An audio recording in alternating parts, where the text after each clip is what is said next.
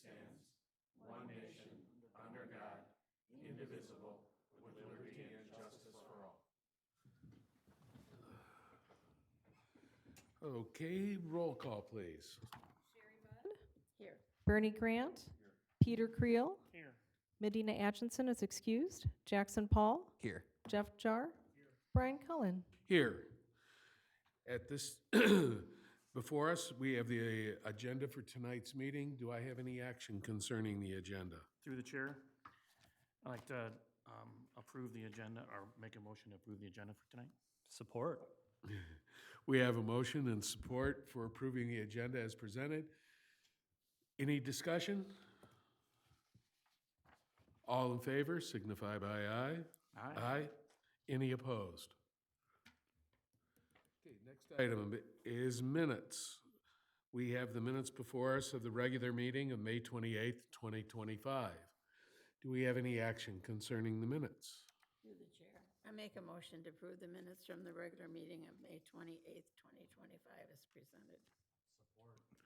Motion and support for approving the minutes as presented. Do we have any discussion? Seeing none, all in favor signify by aye. Aye. Any opposed? Correspondence and announcements. Any correspondence or announcements, Director Akers? I have no correspondence or announcements. Okay, thank you. At this time, do we have anybody in the public that would like to make a comment concerning any issue before the commission that is not listed on the agenda?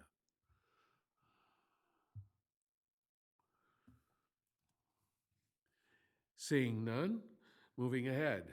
We have some public hearings scheduled for tonight. The first one up is case 25015, Project Venture, a special land use request. A request by applicant HIP VI Enterprises LLC on behalf of owner Wayne County Airport Authority to construct an outdoor storage area associated with a truck terminal use. The site is located at parcel V 125-83-017-99-0002-705 on the north side of Ecorse Road, south of Van Born Road, east of Denton, and west of Beck Road. At this time, I would engage motion to open the public hearing. Mr. Chair, I move to open the public hearing. Support. To open, support the public, motion to open, motion and support to open the public hearing. All in favor signify by aye. Aye. Any opposed? Okay. Any public comment concerning the special land use request? Any public comment? Any comments? Run. Mr. Chairman, I did receive a one written comment in support of the project. The email that we received is from Christopher Gerwood, who's the executive director of the Detroit Region Aerotropolis. It states that the Detroit Region Aerotropolis Development Corporation would like to provide the following comments to the Van Buren Township Planning Commission. That Project Venture is a minimal water and sanitary user. That Project Venture will maintain strict routing for traffic, given all drivers will be employees of the company. And that Aerotropolis owns the 440-acre property east of the site just across Beck Road, and Aerotropolis is in full support of the Project Venture development. Okay, thank you. Any others?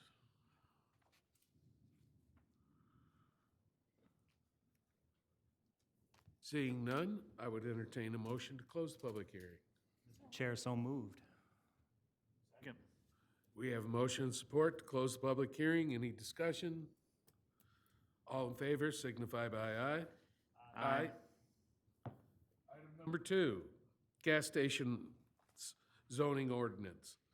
Article 5, development standards for specific uses, section 5.144, gasoline or automobile filling stations.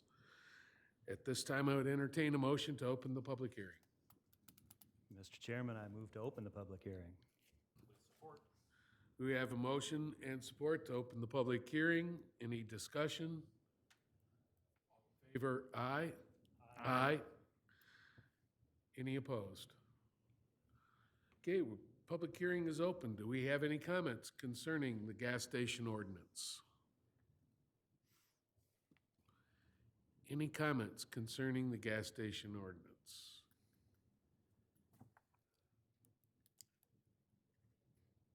Seeing none? I didn't. Chair, I make a motion to close the public hearing. Support. Motion and support to close the public hearing. Any discussion? All in favor signify by aye. Aye. Any opposed? Item number 3, the BESS storage system, the battery zoning ordinance. Proposed amendments to create zoning regulations addressing battery energy storage systems, BESS. This time I'd entertain a motion to open the public hearing. Mr. Chair, so moved. Support. Motion and support to open the public hearing. Any discussion? All in favor signify by aye. Aye. Any opposed? Anyone from the public have any comments concerning the battery energy storage systems? Anyone from the public? Anyone from the public? Would entertain a motion? Through the chair, make a motion to close the public hearing. Motion and support to close the public hearing. Any discussion? All in favor signify by aye. Aye. Any opposed? Okay, takes care of the public hearings for tonight. Moving ahead. New business. Item number 1, case 25015, Project Venture, special land use request. A request by applicant HIP VI Enterprises LLC on behalf of owner Wayne County Airport Authority to construct an outdoor storage area associated with the truck terminal use. The site is located at parcel V125-83-017-99-0002-705 on the north side of Ecorse Road, south of Van Born Road, east of Denton Road, and west of Beck Road. We first up a presentation by the township staff. Director Akers. I will turn the presentation over to Vidya Krishnan. Thank you, Director Akers. Good evening, Chairman, members of the Commission. The request before you tonight is for the construction of a 2,111,200 square foot building with 9.71 acres of outdoor storage during a single development phase on an undeveloped 354.85 acre parcel owned by the Wayne County Airport Authority. The site is zoned M2, which is the M2 heavy general industrial designation, which is intended for more heavier, intensive uses than the other industrial zones within the township. The use is described on the site plans as a large warehouse for parts storage and distribution off-site and is most appropriately classified as a truck terminal, which is a principal permitted use in the M2. However, the truck terminal use comes with 2 outdoor storage areas which are shown on the northeast side and the east side of the site, and the outdoor storage use qualifies as a special land use in the M2 district. Whenever a request for special land use appears before the Planning Commission, it is reviewed based on certain general standards that are applicable to all special land uses. I shall summarize those. The first criteria is whether it will promote the use of land in a socially and economically desirable manner for persons who will use the land or those who are nearby or for the township as a whole. Now, as I mentioned, the site is zoned M2, which is the most intensive industrial zoning district. It's bound on the north side by Van Born and the railroad, on the east side by Beck, on the south side by Ecorse and the service road, and on the west side by Denton Road. It is actually a fully undeveloped piece of land. It is adjacent to other vacant heavy industrial zoned parcels and across the street from the Wayne County Airport and the runway end itself. The subject site is also part of Erythropolis, and if the Planning Commission recollects, this was identified as one of the priority redevelopment sites in the RRC plan that was recently adopted by the township. Now, the proposed outdoor storage area occupies an area of about 9.71 acres. If it's possible to put up the site plan on the screen, it would help the Planning Commission follow. Thank you. The outdoor storage areas are located on the northeast. You can see the paved area, the gray area that's on the top of your screen, and to the east side of the building. Those are the two outdoor storage areas. The closest residential neighborhood would be to the northwest across the railroad, the Denton Village subdivision.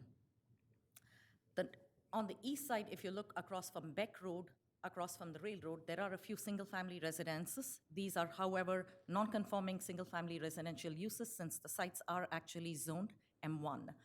There is significant buffering between the site itself and these two neighborhoods based upon location of existing wetlands, existing vegetation, and the vegetation that is proposed to be planted as part of the subject site's development itself. The construction of the facility is intended to serve the region, support the auto industry, and provide a socially and economically desirable use as is planned for this area. Any impacts that would be a resultant of such a large industrial scale development would be mitigated through site plan and site design standards, which I will review separately in our site plan review letter. The second criteria is whether it is necessary for public convenience at the location. So the site has frontage onto several public rights of way. However, all truck traffic will be directed to and from Ecos Road only. There will be no truck traffic permitted on Denton or Beck roads. Ecos Road along the site's frontage is classified in our master plan as an urban other principal arterial. And as such, if you head west on Ecos Road, it provides you access to M14 and thereby to I-94. And heading eastbound on Ecos Road, it provides access to north and southbound I-275. The Planning Commission has, on other occasions for large-scale industrial developments, had truck traffic directed down Ecos Road to access the freeways rather than use the township's other roadways for potential truck traffic. In this case, the way the development is designed, all truck traffic to the site will be in and out of Ecos Road only. Third criteria is it compatible with the adjacent uses of land? As I previously mentioned, there is vacant land to the east and to the west, both of which are zoned heavy industrial. To the north is the railroad, and if you look immediately to the north and you see that light whitish outline, that is an industrial development that is off Schooner Drive, that is also zoned for heavy industrial uses. Only to the northwest is the single-family residential neighborhood across from the railroad. The landscape plan provides additional vegetative, there is significant existing vegetative cover, which as part of site plan approval, the applicant was asked to preserve as much of the existing tree cover on the northwest side as feasible, which they have done. And the landscape plan also proposes the addition of numerous trees and shrubs on the northwest corner of the site to screen the subject site from view and fill in the gaps in vegetative screening. The nearest single-family dwelling from the northwest corner of that building is approximately 850 feet. And the nearest dwelling from the outdoor storage area that you see on the north side of the site is at least 1,000 feet away. The fourth criteria is a design located and operated so that public health, safety, and welfare will be protected. Now, this standard can be met. The site, as you can imagine, has got significant amount of eagle-protected wetlands. The applicant has been working with Eagle on mitigation plans and protection of regulated wetlands itself. They are preserving existing tree cover along the perimeters of the site. Significant setbacks, which I will review in our site plan review letter, based upon what the ordinance requires and what is being provided here. Significant setbacks also provide adequate screening for the site. The applicant did submit a detailed traffic impact study with proposed trip generation data. As I mentioned, truck traffic is restricted to Ecos Road only. The applicant is currently working with the township engineer and also Wayne County, which has got full jurisdiction over Ecos Road, with regard to the exact design for turn movements at the Ecos Road joint. The applicant is still working it out with Wayne County, whether the design and the circulation movements they are proposing on Ecos Road, since it is a boulevarded median road, whether the turn movements they are proposing is acceptable or if Wayne County would like something different. This is a step we expect the applicant to complete between preliminary and final site plan approval.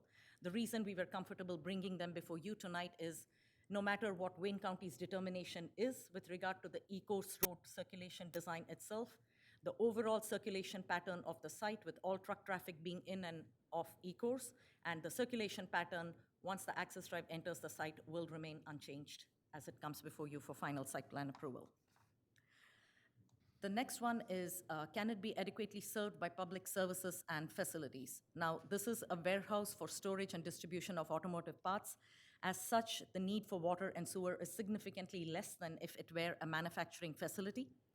With the site zoned and master planned for heavy industrial uses, we do not anticipate that it will affect the area's public service capacity. We would defer, however, to the township engineer to make that final determination. The next criteria is it will not cause injury to other property in the neighborhood in which it is located. We don't believe the site improvements will cause any injury to other properties that are nearby. Much of the surrounding is planned and zoned for industrial uses. And as such, when we review the site plan, we will go over in detail on all the green belts, the fencing, and the screening requirements that are being put in place in order to screen the site adequately. Will the use consider the natural environment and help conserve natural resources and energy? Per the agreements with Eagle, the applicant proposes significant preservation easements to conserve wetlands and wooded areas, as well as buffer the use from the surrounding properties. They are currently working on their tree survey and finalizing their tree removal and tree replacement requirements. It is an exhaustive survey of trees, which number in the thousands. So the applicant did provide us with a comprehensive list of all the trees, which is exhaustive. We asked the applicant to go through it and summarize the trees that are actually regulated, the trees that are considered nuisance species under our ordinance, and those that actually required replacement. And then the applicant is also working on their numbers with regard to the replacement ratio of trees. And that data will be brought back before you prior to final site plan approval. Is the proposed use requiring special approval as set forth in the various zoning districts in harmony with the purposes and conforms to the applicable regulations of the zoning district in which it is to be located? Now, the outdoor storage use is within the provisions that require special land use approval and will conform to all the M2 zoning district requirements itself. The applicant is not seeking any variance from the zoning ordinance regulations with regard to the outdoor storage areas or any of the screening that is being proposed. The proposed outdoor storage area in conjunction with the main facility is a valid exercise of the township's police power, so that standard is also met. In addition to the general standards for review of special land uses, our zoning ordinance also has specific criteria for outdoor storage of building or contracting equipment and supplies. The reason why this is classified as outdoor storage of building or contracting supplies rather than just ancillary outdoor industrial storage is because the primary use of the building is automotive parts storage. As such, the items that are being stored in the outdoor storage area are an extension of the indoor use outwards. Therefore, the closest category into which it fits is outdoor storage of building materials. So this is the nearest criteria into which they would fall per the zoning ordinance.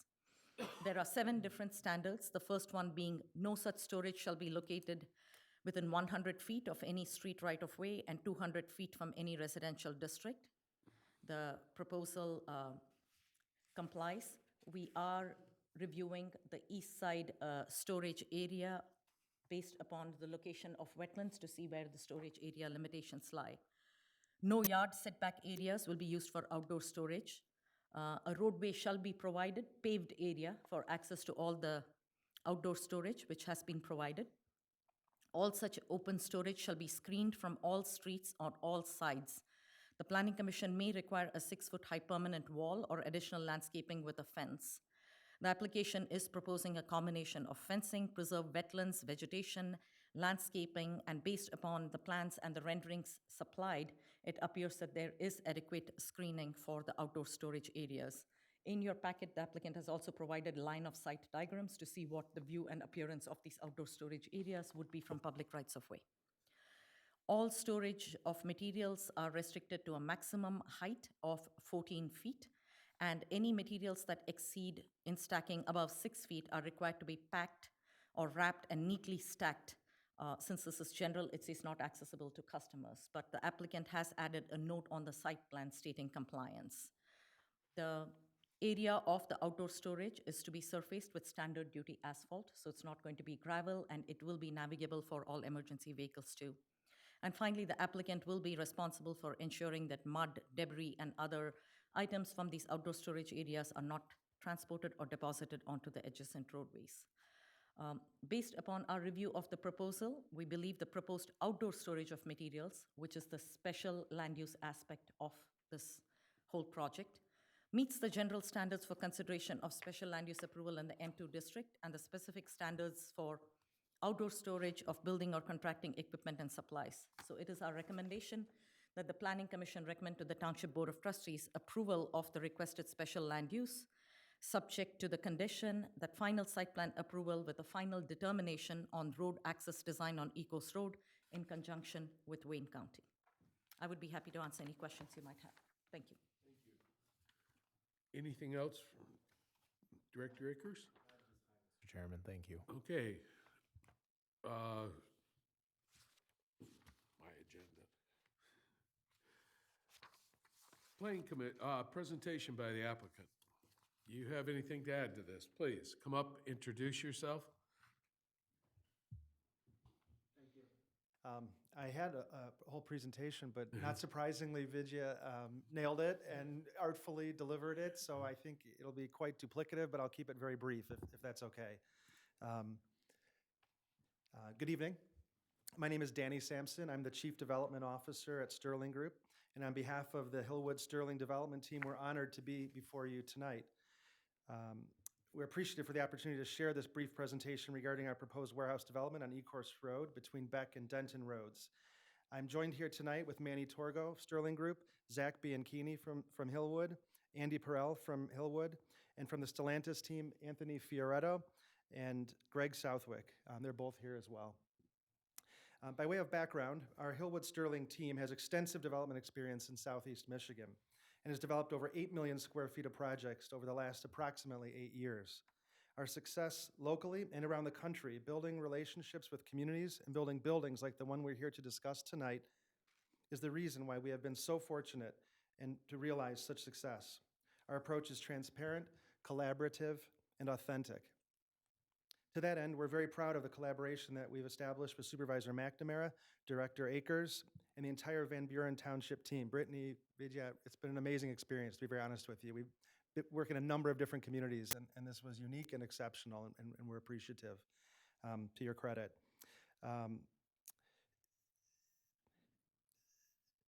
Over the years, we've worked very closely, as I mentioned, with the team and with Supervisor McNamara, really to find the right user and the right use for this particular site, being particularly sensitive to the township's priorities, such as the surrounding neighbors, current zoning, sanitary capacity, truck traffic, etc. As you may know, and as some of you attended, we had a public open house on May 1st regarding this project. We interacted with many folks from the community and heard some great feedback, addressed some concerns, and answered any questions that came up in order to provide greater awareness to the community about this project. As it relates to the project itself, we're planning a 2.1 million square foot warehouse facility on the approximately 350 acre site shown here and located, as you well know, north of Ecorse between Denton and Beck Roads, just south of Van Born or in the rail line. The constructed area will cover approximately 180 acres, which leaves almost half of the site undeveloped without structures. Significant setbacks, which I will elaborate on shortly, were incorporated in order to be considerate of the existing site conditions and to minimize sight lines to the building from the roadways. Our team, as Vidya alluded to, in close collaboration with Eagle, worked hard to keep wetland impacts to an absolute minimum, and we're proud to say that after extensive work, only 2.5% of wetlands of wetland acreage on the site out of the total 350 acres will be disturbed. Again, something we're quite proud of. In terms of the building, as we mentioned, we're planning a 2.1 million square foot state-of-the-art parts warehouse facility. There will be 187,000 unique parts being stored. The building is a result of the consolidation of 4 different existing facilities from outside of the county and some from out of state, and this operation will service all of North America. We'll have approximately 488 employees. As I mentioned, the setbacks are quite significant. The building is almost 1,000 feet from Denton Road, which is more than 1/5 of a mile. It's over 500 feet from Van Born to the north, which is a rail line, as you're aware, and over 1,500 feet from Ecorse Road, which is almost 3/10 of a mile, and 772 feet from Beck Road. These significant setback distances allow the building to better complement the surrounding character of the area and be less intrusive generally. It's really important to us, again, we worked very closely, hearing the feedback from the township as to what the priorities were. And we feel very strongly that the building being set where it is, all the way north to the site, adjacent to the rail, adjacent to other industrial, allows for the sightlines from Ecorse and Denton and Beck really to be minimally impacted from what they look like today. Of traffic and routes, on truck routes, as you might expect, this was one of the topics of conversation at the open house with residents and other stakeholders. As we explained that evening, despite the building's large footprint, the amount of traffic that this operation generates is significantly less than many smaller nearby buildings and less than similar buildings of this size. In fact, the traffic studies show that there is not a significant traffic impact from this development and that the level of service at the surrounding intersections will remain satisfactory and that no new signal is even required. The truck entrance and exit are off of Ecorse Road to allow truck traffic to directly access I-94 and stay off of Surface Street as much as possible. Employee parking will be accessed off of Denton. And while I can't promise that a car or truck will never make a wrong turn, the vast majority of vehicles and truck traffic is Stellantis specific and will be formally instructed on the required ingress and egress routes. And I want to elaborate on that because that's extremely important to us because we heard your comments loud and clear from day one when we started looking at this land multiple years ago. Unlike Costco, Amazon, and others that utilize third-party drivers, the traffic for this facility will be specifically connected to Stellantis. Drivers will be provided with precise geofencing routes and GPS coordinates that direct trucks to use Ecorse Road and stay away from neighborhoods in order to ensure that the traffic stays on the prescribed routes. Even more, information from the guard shack will direct trucks on the required routes as they exit the facility to direct them immediately west on Ecorse Road towards I-94. There's also a 3-strike rule in the event that a driver does not follow the appropriate routes. Finally, extensive site signage will be installed that directs employee traffic as well to go south off of Denton in order to alleviate possible traffic heading north. We understand the concern around traffic, and obviously we've taken those concerns very seriously and continue to take those concerns seriously. In conclusion, if we are fortunate enough to maintain our momentum and stay on track with regard to approvals and permits, it is our goal to start work on this site in Q3 of this year with an expected completion date of early 2027. Thank you to the entire Planning Commission for your efforts and for the time that you spend to ensure a quality project outcome. And again, to Supervisor McNamara, Ron Akers, and the entire Van Buren Township team, and to the community at large for this opportunity. We'd be pleased to answer any questions at this time. Thank you. Thank you so much. Commissioners, it's now open to us. Comments, questions concerning the special land use? Through the chair, just a quick question to talk a little bit about the traffic on the site and the sound generated by any trucking. And I'm sorry, and the what? Traffic noise from that activity around the site relative to, and I know you spoke to a little bit about the screening, relative to the residential area. If I'm being honest, I think the best thing that we really have going for us is the distances and the amount of vegetation between the different sites, the different parcels. This is not a heavy truck traffic facility, ironically. It's a large facility because it's storing a lot of parts, but the amount of in and out traffic is extremely light compared to Costco, as I mentioned, not to pile on Costco, or some of the other facilities that you're very familiar with nearby. Truck idling is much less of a concern as well, which is where the bulk of that noise can sometimes come from. But again, the distances and the vegetation that will be remaining on site and the additional vegetation and plantings that we'll be installing will significantly limit that, if not eliminate it entirely from nearby residences and others. I'd have to say I do appreciate the landscape plan, the site plan, and the distances look pretty nice. And the fact that you're maintaining wetlands, it looks like a lot of the natural features are kept. Really, we, again, worked very hard with Eagle and continue to maintain as much of the wetlands as completely possible. And the distances, like I mentioned, a 1/10 of a mile, 3/10 of a mile, these are very unique. And you know, the wetlands, I'd love to say we can take credit for this wonderful design. The wetlands are there. You know, we're limited. Right. There's only so much we can build on this site as it is. We decided to roll with it instead of fight it and really use it to our advantage, collective advantage. Yeah, I can tell, yeah. Anyone else? Comments, questions? With an outdoor, Mr. Chairman, if I may. Yes. With an outdoor storage facility, the noise concern is usually with, you know, forklifts and things moving around the outdoor storage. Forklifts beep when they back up.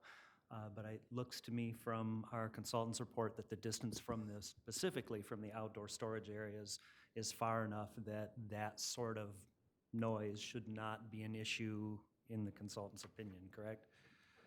From the northeast corner of the outdoor storage area on the north, from that tip, as I scaled it, the nearest home is at least 1,000 feet away.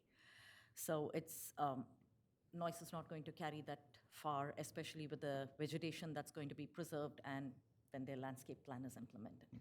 And there's already an existing noise ordinance, which will become, you know, Yes. which also goes into effect.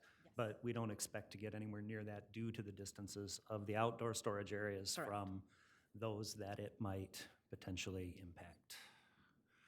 Got it. I may have missed it, but hours of operation?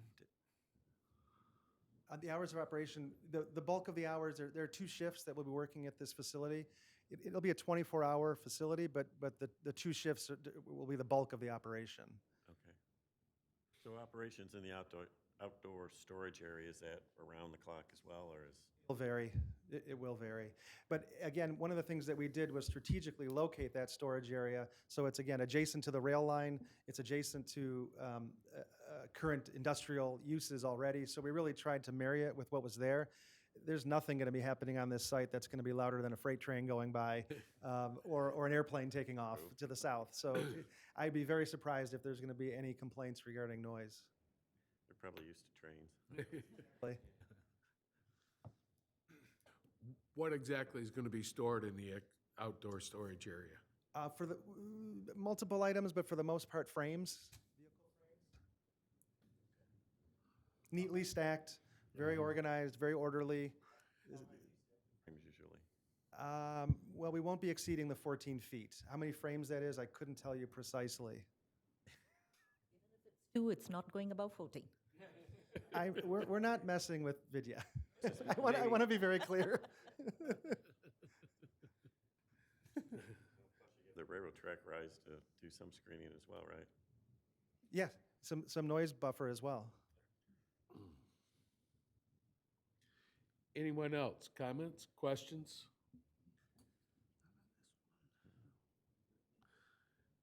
Seeing none, do we have any comments from the public?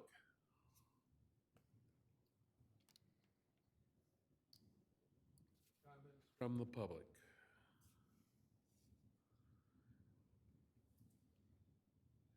Seeing none, I would entertain a motion concerning this item.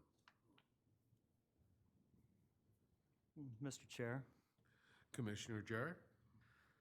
in the matter of case 25015, Project Venture Special Land Use Request, I'd move to recommend to the Township Board that they grant the applicant HIP 6 Enterprises LLC on behalf of the owner Wayne County Airport Authority, the special land use approval to permit construction of an outdoor storage area associated with a truck terminal use at the site located as read into the record earlier, based on the analysis and subject to the conditions detailed in the letter from McKenna dated 3 June 2025.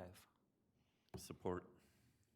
We have a motion by Commissioner Jar, supported by Commissioner Grant. Do we have any discussion on the motion?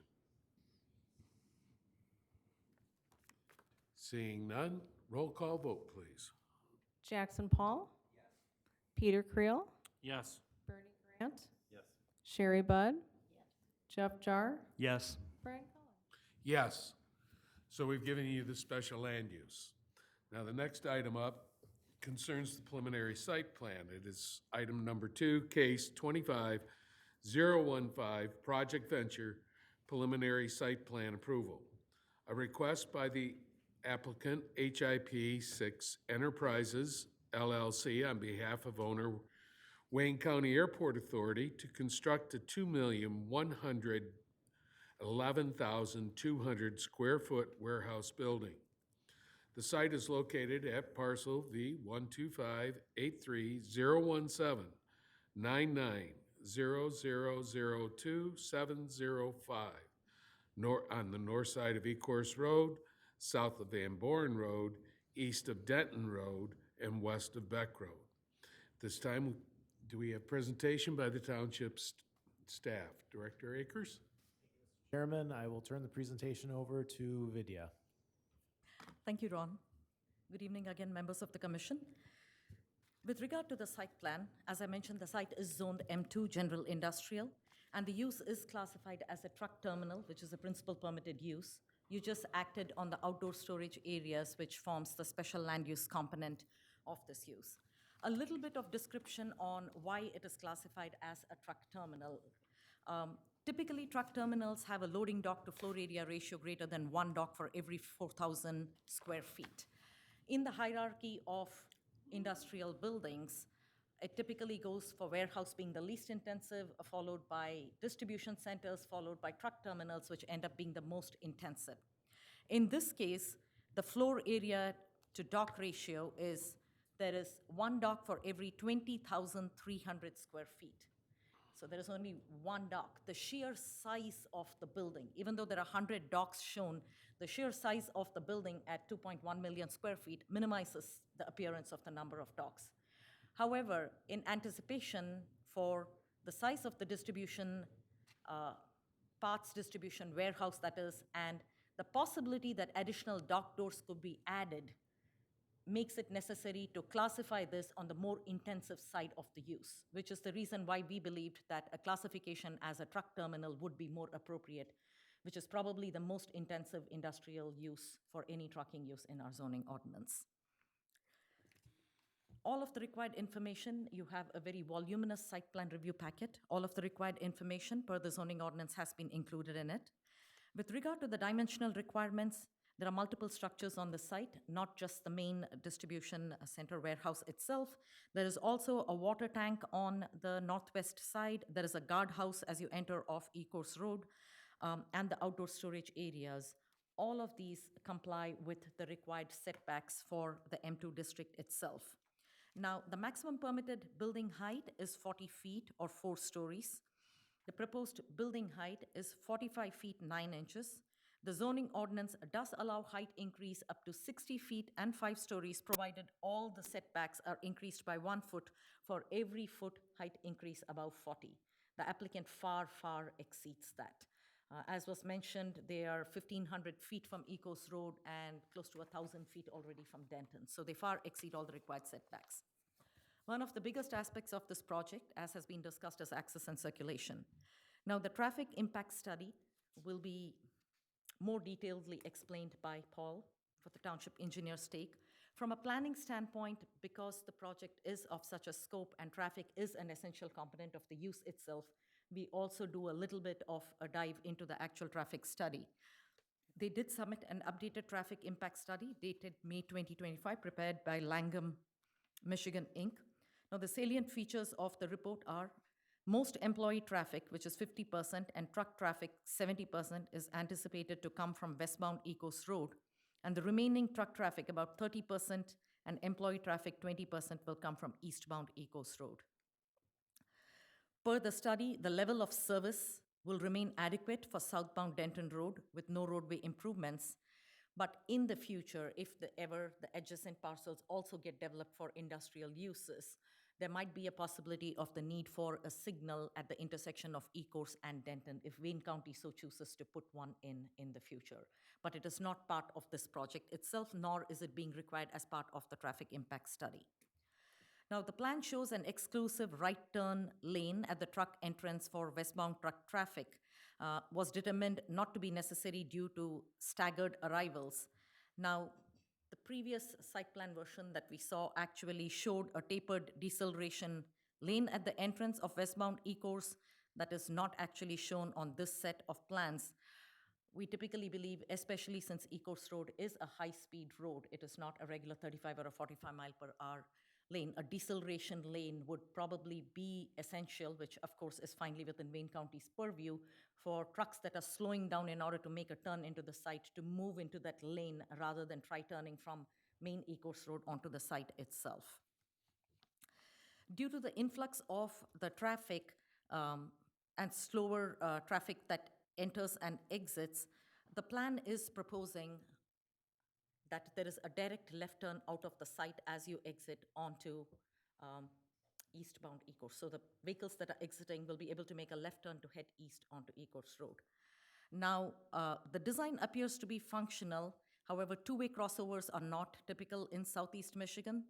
And in our discussions that we had with Paul and the traffic team at Fishbeck itself, it is our understanding that there is a concern about the safety and the practicality of a direct left turn out of the site for trucks to head eastbound.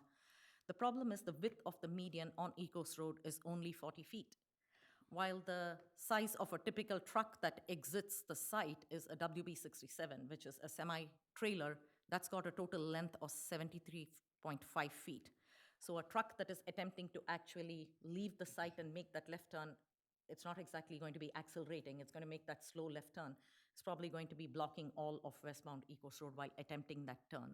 So that was something we did notice. We are not traffic engineers, so we just want to defer that to the township engineer's purview and the fact that whatever recommendations are made by Wayne County need to be incorporated. With regard to location of curb cuts, the plan shows 3 access points in the western portion of the site. There are 2 off Denton Road and 1 off Ecorse Road. Now, if you look at the site plan, on the northwest corner of the site, there is 1 access point. That is strictly emergency access only that was required by the fire department. That is not meant for employee trucks or any other vehicles. In the event of an emergency, there will be gates that the fire department can open and drive to the north side of the building.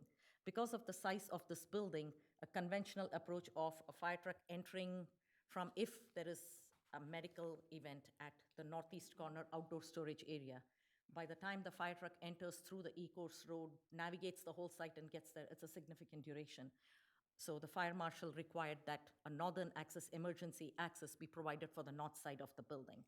So the northernmost access drive you see of Denton is strictly for emergency access only. The other access drive that you see is the primary employee entrance for all of the employees who will be parking in the parking lot that is shown on the west side of the building itself. The main access drive into the site for all trucks, of course, is off Ecorse Road itself. The Ecorse Road entrance has got a guardhouse in it. So all trucks that enter the site, of course, will have to be cleared by the guardhouse before they can actually enter into the site itself. A 4th access drive was required by the fire marshal once again on the Beck side of the project. The fire department has no intention of actually accessing the site from Beck Road because Beck Road is completely unpaved and not in a condition that you would want to drive your ladder trucks down. However, in the future, if it's developed, the fire department did not want to retroactively go to the applicant and ask them to put that access in. So at this time, an emergency access will be shown to Beck Road. In the future, when Beck Road is paved, it will provide the fire department one more means of entry and exit out of the site. So it is shown strictly as an emergency entrance and exit only. Typically, for all projects, the Planning Commission requires cross-access between properties to provide for access management. However, in industrial parcels such as this, where security is a concern, cross-access makes no sense since the applicant is occupying the entire block from street to street. With regard to truck and emergency vehicle circulation, there is a detailed truck circulation plan in your packet that shows templates for a semi-trailer and a fire truck. Emergency access has been provided.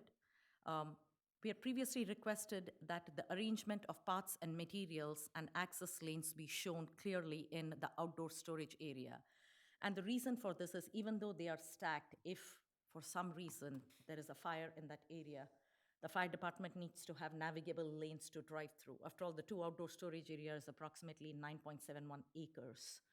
So there has to be clear delineation of how the materials are stacked so the fire department can drive around it. That's something we would like shown. In response to our previous comments, we had discussions with the applicant. What happens if trucks are entering the site and, the guard is checking them, and even with limited truck traffic, what if 3 trucks show up at one time?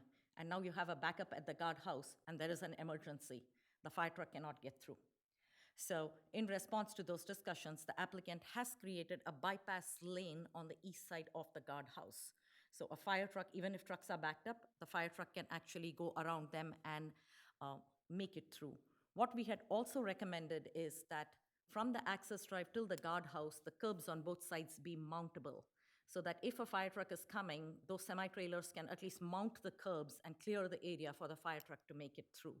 I could not make out whether that had been done, so we made a comment that we would like the curbs to be mountable for safety reasons. Of course, all emergency access routes are subject to fire department review and approval.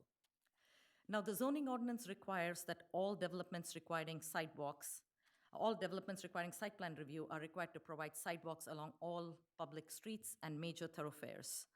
Now, the site has over 16,000 linear feet of frontage, about 5,000 feet of which is along the vacated Van Born Road to the north, about 3,500 feet east on Beck, and about 5,200 feet along Eco's south, which abut significant preserved wetlands. When we reviewed the plan, we did not feel that there was a need for sidewalks along Beck and Eco's and a portion of Denton at this time. And the reasoning behind that was, the reasons the ordinance requires pedestrian sidewalks is to provide for safe pedestrian access to and from places. In case of the subject site, we required, and the applicant has put in, a sidewalk from the employee access drive that you see on the middle of the site at Denton, all the way to the northwest corner of the site till the railroad edge. In the future, that would connect to a sidewalk that can be constructed on the east side of Denton, where there are residential uses, and thereby provide a connection directly to Michigan Avenue, which has a few businesses, which, should the employees choose to, they can access. Ecos Road is a high-speed road, as I had previously noted.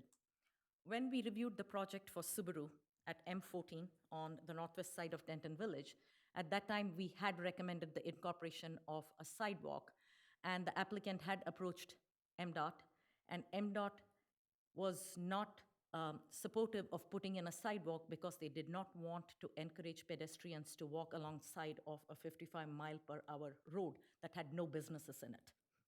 It's basically people walking, not really accessing. It's not the same as Michigan Avenue in Canton, where you have multiple restaurants and strip commercial centers.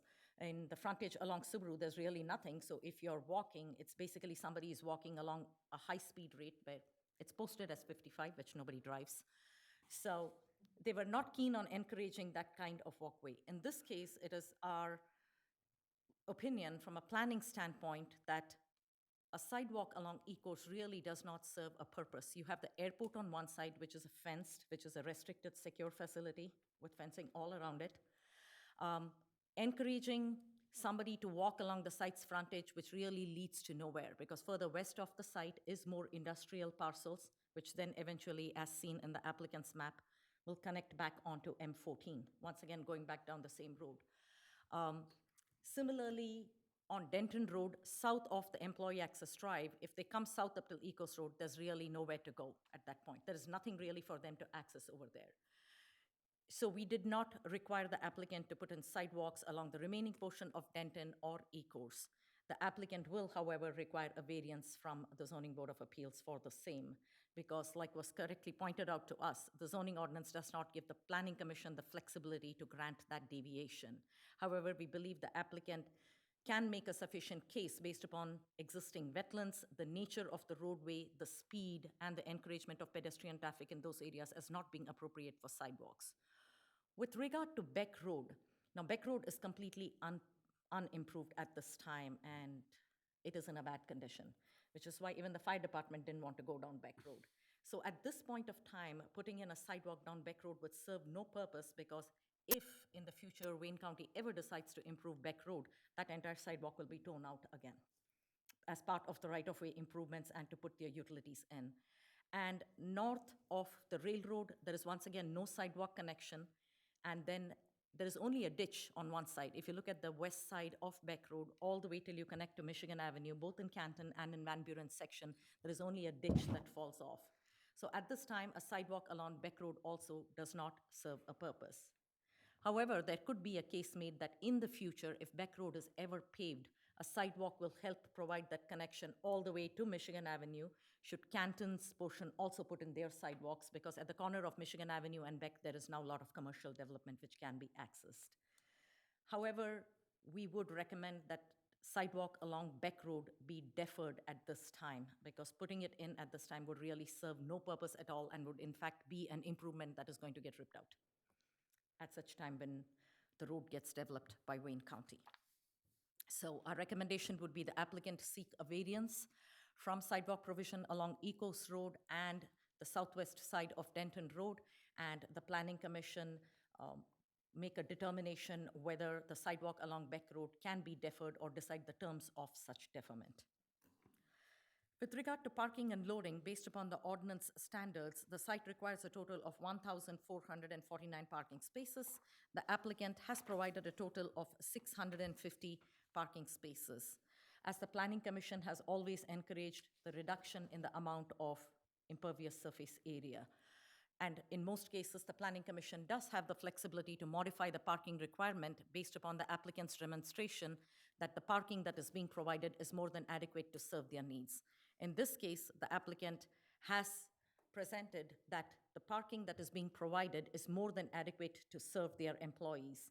As Mr. Sampson mentioned, this site has going to have less than 500 employees. Even assuming there are visitors and extra, 650 spaces should be more than enough to meet their need. And to a certain degree, I believe the applicant's numbers may have also come from their similarly constructed facility in Fishkill, New York, which the applicant presented at the open house that was held over here. All of the parking spaces shown meet the ordinance requirements for dimensions, and all of them are to be double striped as required. The site does provide the required number of barrier-free parking spaces. Barrier-free parking spaces is based upon the total amount of parking required. Since the Planning Commission is granting a deviation for the number of parking spaces, the amount of barrier-free parking spaces is based on the number of parking spaces they are providing. So that is a distinction I would like to make. With regard to loading, the ordinance requires specific 3 loading spaces. However, the site has got multiple loading docks, and this standard is met. Of the 650 parking spaces provided, 19 are shown as EV spaces, including one of the barrier-free parking spaces, which will be fully equipped with level 2 and level 3 chargers. They are not merely putting the conduits in and prepping it for EV chargers. They are actually going to put the EV chargers in at this time for it to be used. The chargers will be installed on the adjacent 8-foot wide sidewalk, which will ensure that there is enough clearance for pedestrians to walk, and the EV charger is not blocking pedestrians from making their way. With regard to landscaping and screening, which is one of the most exhaustive provisions in our zoning ordinance to ensure that the sites are appropriately screened from all their neighbors, the first standard would be landscaping adjacent to the right-of-way, and this right-of-way would go across all street frontages itself. Now, the applicant has calculated based upon the frontage on Denton Road North and South and the other street frontages also, and then provided the required number of trees. It is to be noted that many areas of the frontage do have protected wetlands. So any of the trees the applicant is planting cannot disturb any of the Eagle-regulated wetlands. The trees will be put in areas where they're actually allowed to plant it without disturbing the wetlands itself. Parking lots are required to be landscaped and screened from adjoining public or private rights-of-way. The passenger parking lot or the employee parking lot that you see on Denton is approximately 450 feet from the right-of-way, and it is sufficiently screened by the detention pond that you see over there and the landscaping over there. The rim of the basin adjacent to the frontage landscaping is 3 feet taller than the rim of the basin. So essentially it acts like an earthen berm. So the parking lot is screened. From Denton, you would see it as an earthen berm with plantings, and the parking lot is at a distance. With regard to interior parking lot landscaping, based upon the square footage of interior paved area, the applicant is required to provide a certain number of trees for certain amount of square footage. They provided the calculations, and the plan at this time is compliant. With regard to loading area landscaping, there is expansive loading and staging areas that are throughout the site. If you look at the site plan itself, you can see on the north side all the projections of the gray area. That indicates all of the paved areas. Those are all the loading and staging areas. They will be screened from view of the right-of-way either by an intervening building, a 6-foot screen or wall, or 8-foot tall evergreens, and/or. It's a combination of all of these. The plans show the loading and staging areas screened by a combination of earthen berms over 10 feet tall, preserved wetlands, existing vegetation, the building itself, or substantial setbacks. The berms will be planted with evergreen and deciduous trees and prairie seed mix, adding additional height and opacity. While the proposed screening technically does not comply with the ordinance standards in some areas, and the reason for this is ordinance says that a berm shall be provided along the entire frontage. Now, we do not expect the applicant to fill in a wetland or pull out existing trees in order to artificially create a berm and put a tiny tree on it. So the applicant is creating the berm in all the areas where there is room available to create those berms and plant those additional trees and fill in any gaps in the existing vegetation. To that extent, we support this modification and would request that the Planning Commission grant them this deviation from the strict application of the ordinance, since the landscaping proposed actually meets the intent behind the landscaping standard. With regard to greenbelt buffering, the ordinance has specific standards for M2 adjacent to R1 zoning, M2 zoning, or railroad utilities or rights of way. Now, the site is not technically immediately adjacent to an R1. However, we do have R1 zoning, which is the Denton Village subdivision to the northwest. A 60-foot wide buffer with staggered evergreens planted 15 feet on center atop a 6-foot berm is required. The plan shows a 60-foot wide to 325-foot long greenbelt along the northwest edge that shows a 6-foot wide berm planted with 22 evergreen trees in staggered rows. So they're meeting what the ordinance requires of them. And from Denton Village, basically, this building should be seen only as a small speck in a distance, considering the distance that they are at. They are also required to provide, even though the site is zoned M2 and abuts a railroad and additional M2 to the north, they're still required to provide landscaping under the ordinance provisions. Under the ordinance, a 10-foot wide buffer planted with 1 tree for every 30 lineal feet is required. Now, there is not only a railroad along the entire northern edge, there's a DTE substation on the northwest corner.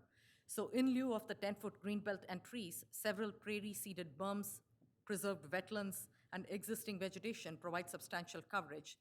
The plans also show open space near the substation, providing additional screening for the residential properties to the north. So currently, where the substation is located, the vegetation around it is pretty sparse. So in their landscaping, they're putting in more trees and that and sort of buffering it up as much as they can to improve upon whatever is existing. So this would also require approval of a modification by the Planning Commission. The site is compliant with the open space landscaping, equipment screening requirements. They have shown landscaping around the stormwater detention basins as is required by our ordinance. But of course, Wayne County has got the final say on exactly what is planted within the detention basin area itself. So at such time when the applicant applies to Wayne County for stormwater detention approval, they should get the landscaping also approved by the county, which is typically required by us. As I previously mentioned with regard to tree removal, the applicant has prepared an exhaustive tree survey. I have still been working with the applicant's landscape architect as of this morning, trying to get it resolved on how the data is best presented to the Planning Commission so the Planning Commission can understand exactly what is being asked by the applicant. So preliminarily, the information that was provided to us indicates 2,403 regulated trees on the site, of which 695 or 28.9% are being preserved and 1,708 are being removed. I think these numbers are slightly modified as of this morning. And the replacement trees being provided are also being modified. The applicant provided replacement based on caliper count of replacement trees. Our ordinance requires replacement trees to be measured in dBH. There is a big difference. Caliper is measured 12 inches above ground and DBH is measured 4 feet above ground. So the size of the trees becomes significantly different. So the landscape architect is redoing the calculations to see if they can upsize their trees to get improved credit for replacement. One replacement tree for every 2 trees removed if the trees are oversized. So the applicant will be finalizing all of the landscape replacement calculations, standards, and coming back before the Planning Commission. I defer to Paul for stormwater detention. A photometric plan has been submitted for the site along with a lighting schedule. 181 fixtures are proposed for the site, all of which are mounted at a height of 32.5 feet. The maximum permitted height for light poles is 25 feet in our ordinance, but the Planning Commission can approve it for an additional height, which typically they have done if there is no adverse impacts on nearby residential homes. And since there is no immediately abutting residential zoning, we are supportive of the increased height. Fixture details have been provided and are compliant with the ordinance standards. The township is currently working on updating its lighting ordinance standards. I believe a first reading was held by the Township Board of Trustees on June the 3rd. By the time the applicant comes back for final, the new ordinance will be in place. So the applicant would need to update their lighting standards, which are more generous in the upcoming ordinance compared to what is currently on the books, should they need to. We always prefer industrial sites to have less illumination rather than more illumination, because they are not similar to commercial properties where you have customers coming in, going out. There is a risk of slip and fall or so such. This is an industrial facility. As such, it would need light for safe circulation, but does not need to be lit up like 4th of July, like some commercial sites are. Architecture and building details. The applicant has submitted detailed elevations, the warehouse, guardhouse, and the water tank. The warehouse appears to be clad in painted concrete panel system, which is standard for large-scale industrial buildings as the most reasonable material to use. It's in various shades of gray with storefront glazing where the offices are located, and accented with blue metal canopies. The building is, as was mentioned, several hundred feet in from any right-of-way and is visible at a significant distance from Ecos Road. 1,500 feet, there's not much of the building that's going to be seen. It will be seen, but not like up close, like an M2 building would. The water tank is also shown with gray painted concrete panels. The material specifications have not been provided for the guardhouse. We would like the guardhouse designed to match the existing building, maybe with slightly better architectural features since it is closer to Ecos Road and as such has got more prominent visibility than the building itself. So maybe additional attention on the guardhouse design itself. There are 4 trash compactors shown on the northeast corner of the building, and these are well screened. With regard to signs, the plan notes 2 proposed monument signs. There is a 5-foot tall, 40 square foot employee entrance sign on the access drive of Denton Road itself. And then there is a 24-foot tall, 360 square foot truck entrance sign of Ecos Road. The zoning ordinance allows a development with a business to have 1 monument sign. That said, we have not had a project that has occupied so much of a land area at one point of time. It is typically the only other project comparable would be Ashley Crossroads North or Crossroads South, and they had multiple businesses and developments, so their signage requirements were different because each business is entitled to a certain amount of signage. In this case, this is just Mopar Stellantis, so it gets only 1 sign. So if the applicant wants 2 signs, they will have to go before the Zoning Board of Appeals to get approval for a 2nd sign. The applicant is also proposing wall signs which are significantly larger than what is allowed by the ordinance. The larger sign makes sense because if the applicant puts in the sign that is allowed by our zoning ordinance, it's not going to be visible anywhere. I mean, it's just too small. So the applicant will need approval from the Zoning Board of Appeals for the wall sign too.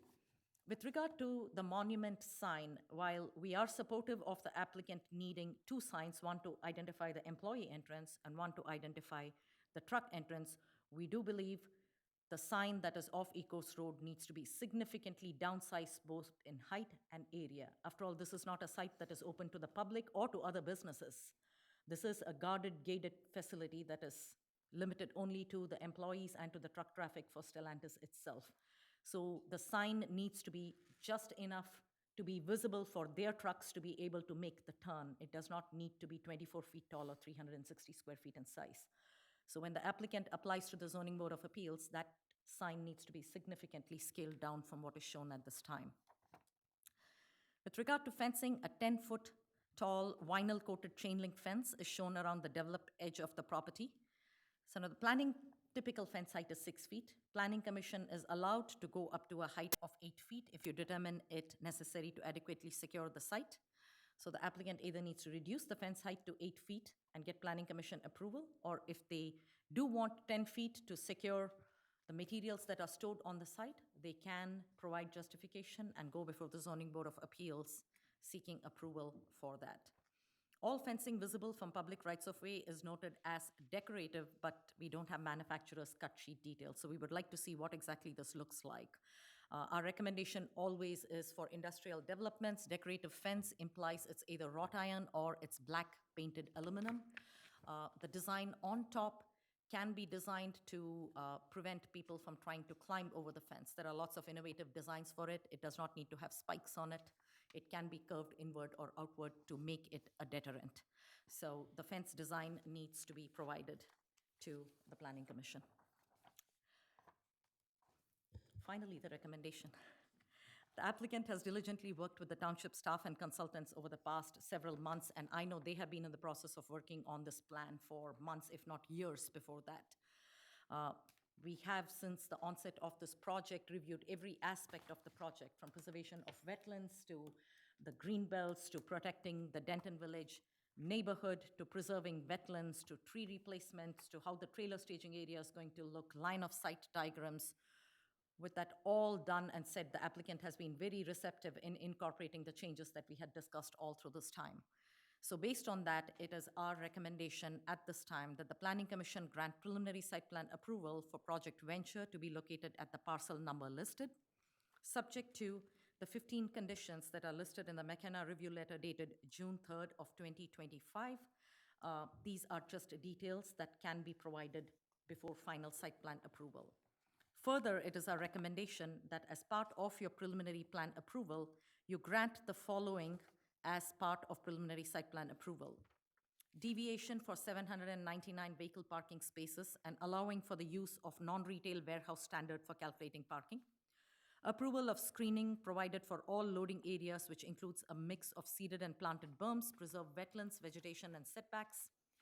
Approval of deviation from screening standards along the Rain Road and North Property Line to allow for retention of several prairie seeded berms, preserved wetlands, and existing vegetation in lieu of a 10-foot tall green belt and trees. Approval of proposed light pole height increase from 25 to 32.5 feet, and approval of the proposed building materials and colors, which the Planning Commission always does. I would be happy to answer any questions you might have. Thank you. Mr. Kamer. Thank you, Chair. I don't think ours will be quite as extensive as Ms. Krishnan's, so. Per usual, at this stage, we typically look at sites for engineering feasibility, making sure that there are no major red flags and that the site can be built as proposed without any major changes to the site plan itself. So I will go through our letter dated June 4th, 2025. Starting with the water main service, as mentioned, this site is surrounded by Beck Road, Denton Road, Beck Road to the east, Denton to the west, E-Course to the south, and Van Born and the railroad to the north. Each of these roads contains a 12-inch water main, so there's a loop essentially around the existing site running along each of these roadways. The applicant's proposed plan is to run a new 12-inch private, 12-inch fire service loop, which is connected to the 12-inch water main on the east side of Denton Road. The 12-inch fire service loop extends east from Denton and loops around the proposed building. A water tank connected to the fire service loop is also proposed. The plans also indicate a 6-inch domestic service lead that connects to the existing 12-inch on Denton Road as well and extends east and connects to the southwest corner of the building. Lastly, the final proposed element is a 2-inch water service, domestic water service lead connected to the building of the guardhouse at the driveway, which connects to the southwest corner of the larger warehouse building. For our comments on this, we don't have many comments as far as the layout is concerned. The fire main, the fire loop, and the hydrant placements will be subject to the township fire marshal review. There's some minor comments about what will need to be included as part of the engineering package that is submitted at a later date, including profiles, clearances, and maximum spacing for valves and hydrants. And lastly, the applicant, should work with the township, the fire marshal, and the township engineer to confirm design calculations for the fire protection loop, making sure that all fire pressures and flows are met. So no major concerns with with the water main service. For the sanitary service, the existing sanitary or township sanitary system has a 15-inch reinforced concrete pipe that runs along the north side of E-Course Road, which is on the site of the building. The applicant plans to propose a 10-inch sanitary service line that runs along the south side of the proposed building. Sanitary outlets to the sanitary service outlets to a proposed pump station that discharges through a 4-inch water main force main, a 4-inch force main. The 4-inch force main extends south and connects to the existing 15-inch public sanitary sewer to an existing manhole along E-Course Drive. And there's also a 6-inch sanitary lead that extends from the guardhouse to the building in the southwest corner, which then eventually makes its way through the pump station down to E-Course Road. Again, no major concerns with the use at this time. I think it was mentioned earlier about the overall usage of water and sewer is minimum compared to the size of the building and the usage of the building compared to a manufacturing style building. So there's no concerns with the overall use of and flows generated on this site. There's some minor comments in here about engineering specifics that I won't get into, but that need to be met when the engineering plans are submitted. Other than that, no major comments on the sanitary service for the site.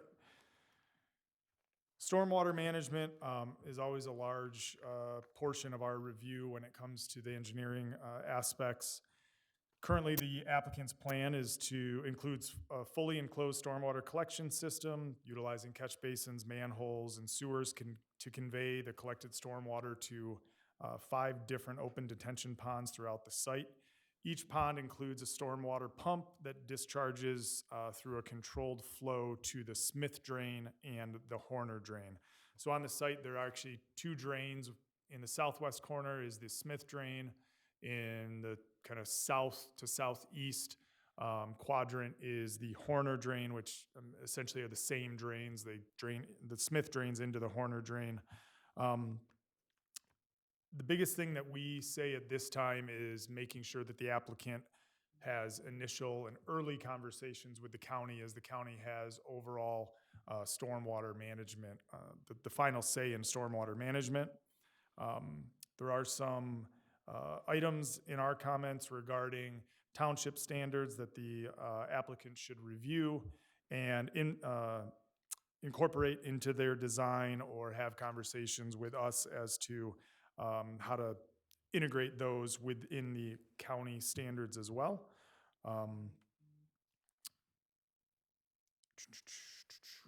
Other than that, no major concerns. We would say outside of the standards that with the stormwater that the county will look at, it is also recommended that as they talk with the county permit agency for the stormwater, that they also talk with the county drain commission, who will give any indications on improvements or anything that happens with the drains on site, as well as what they're discharging into. For paving and grading, no major concerns with the layout of the overall site, the driveways. There are standards within the engineering that will need to be met and shown on the engineering plans, but in general, the layout looks satisfactory to us.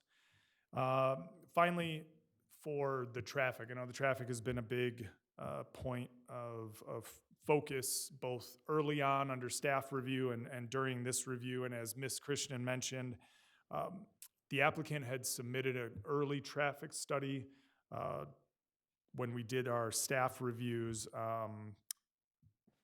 And from those reviews, Fishbeck's traffic team reviewed the traffic impact study, provided comments to the applicant, and which they then also were talking with Wayne County at the same time.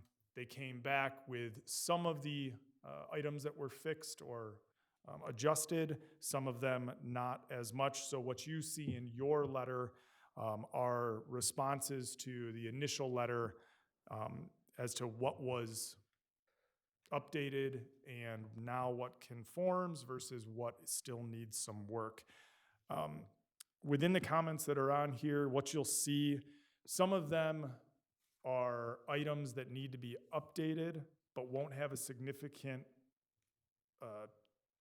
change in the way that the flows of traffic run. It's just the way that they're calculated was not done satisfactory to the way that we would like them to be done. So those need to be updated, but they won't change the overall focus of what they're trying to get to. The one thing that I want to focus on, and Ms. Krishnan mentioned or touched on it, is the intersection at E-Course Road for the truck traffic. Early on, there was a signal placed here. We had comments regarding whether or not the signal was warranted, and the county came back and also had the same concerns that a signal was not warranted at this intersection. So with the subsequent submittal, the applicant removed the signal, but the geometrics and the overall movements in the intersection remained the same.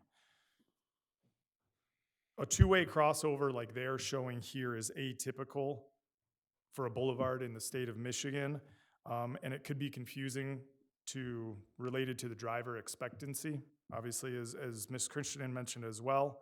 Our recommendation is having two separate one-way crossovers, which would be more typical, obviously a Michigan left, within this area.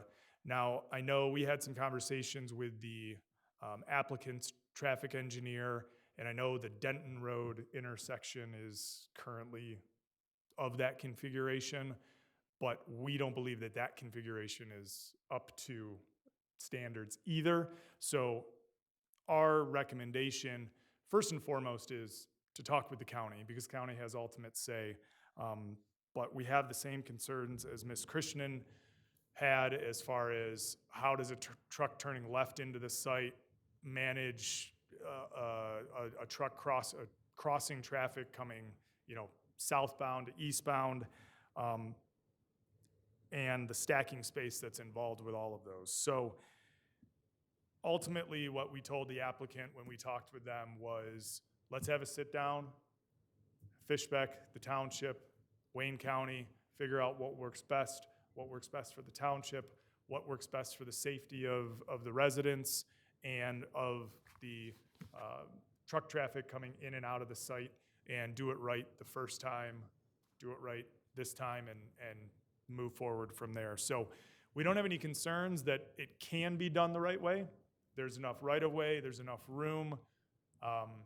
It's just a matter of how do we do it and how can we get to that point without fully disrupting the overall layout of what they're trying to accomplish and what they have here. So we don't have any concerns with them being able to get to that point.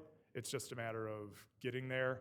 And ultimately, we would like to see what the county's overall next response is, because at this time, they have submitted to the county one time, the applicant has submitted back to the township and the county for a second time, and we have not heard comments from the county. And maybe the applicant has at this point.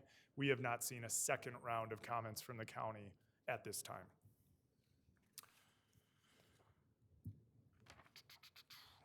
Other than that, minor comments on soil erosion and permitting that will have to come from the county.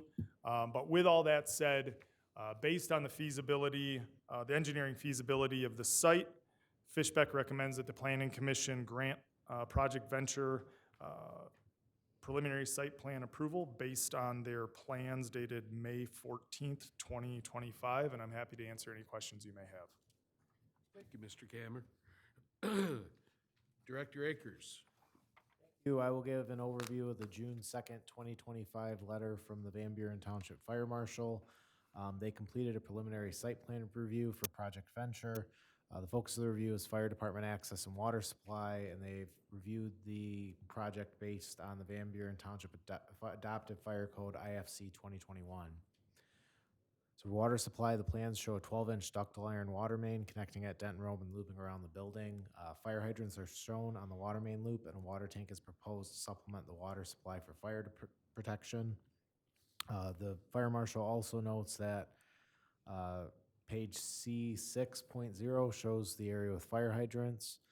They had asked some questions regarding outdoor storage, and it indicated that per the letter from PEA Group dated 5/15/2025, metal vehicle frames will be stored in the outdoor storage area. The next comments are related to fire department access. The latest submittal shows 2 entrances off Denton Road, employee entrance, and an emergency entrance. 1 entrance off Beck Road and the truck entrance off Ecorse Road.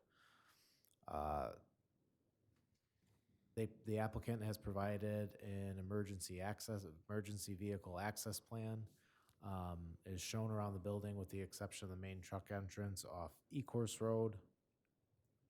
And the fire department had also made the comment that all access roads and secondary emergency access drives show an unobstructed width of 26 feet, which is compliant with IFC 2021 D105.2.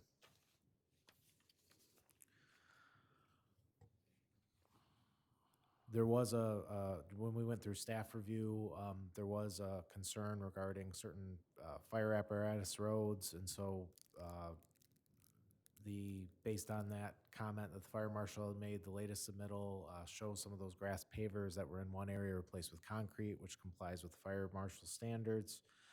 And then regarding access, access has been provided off of Beck Road, and it specifies what sheet is provided on. The Knox Gate key has been addressed and specified in the PEA letter. And then they've also included no parking fire lane signage on the fire department access roads. So based on that, that was the fire marshal's review. All the comments have been addressed, and recommendation to move forward. Okay, thank you. The applicant, you now have the floor.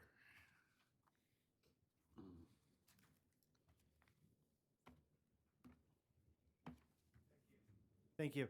I'll just address a couple of the items that Ms. Christian raised with regard to the fence in particular. We are planning to pursue the 10-foot fence from a security standpoint. We appreciate your guidance and feedback on that. As we've discussed, pardon me, the property does contain over 187,000 individual items, valuing hundreds of millions of dollars. So security is extremely sensitive, as you can imagine. The 10-foot fence that we're proposing will be black vinyl.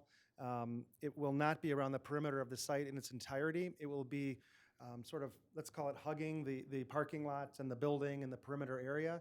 So it will be very far set back from the roadways and from a visibility standpoint. So it's black, as I mentioned, so I don't think it'll even be visible whatsoever from the roadway. So we're hopeful that we'll be able to make the case for that logically. Anywhere that the fence is visible, it'll be ornamental in nature with security screening as well, so at the gated entrances and the like. Pardon me. With regard to the wall signage, appreciate your understanding with regard to the distance from the roadways and setbacks. The visibility is obviously extremely important. I forgot who mentioned this, but saying this is not a customer-facing operation, you're correct, and that's true. That said, this is hundreds of millions of dollars in investment and a facility that Stellantis Mopar is extremely proud of and wants to have a name recognition and really identify themselves accordingly. It's something that's, I think we'll all be proud of as a community and as a business operation. So it's not simply a matter of pride, it's also a matter of functionality. From the roadway, in order to see those signs, we think it's important that they are indeed larger in nature. So we'll be pursuing that as well. All of that said, your feedback with regard to the monument signs is heard loud and clear, and we will be modifying our submission to be compliant with regard to those monument signs with the ordinance as written. So we appreciate the guidance on that and your understanding as well.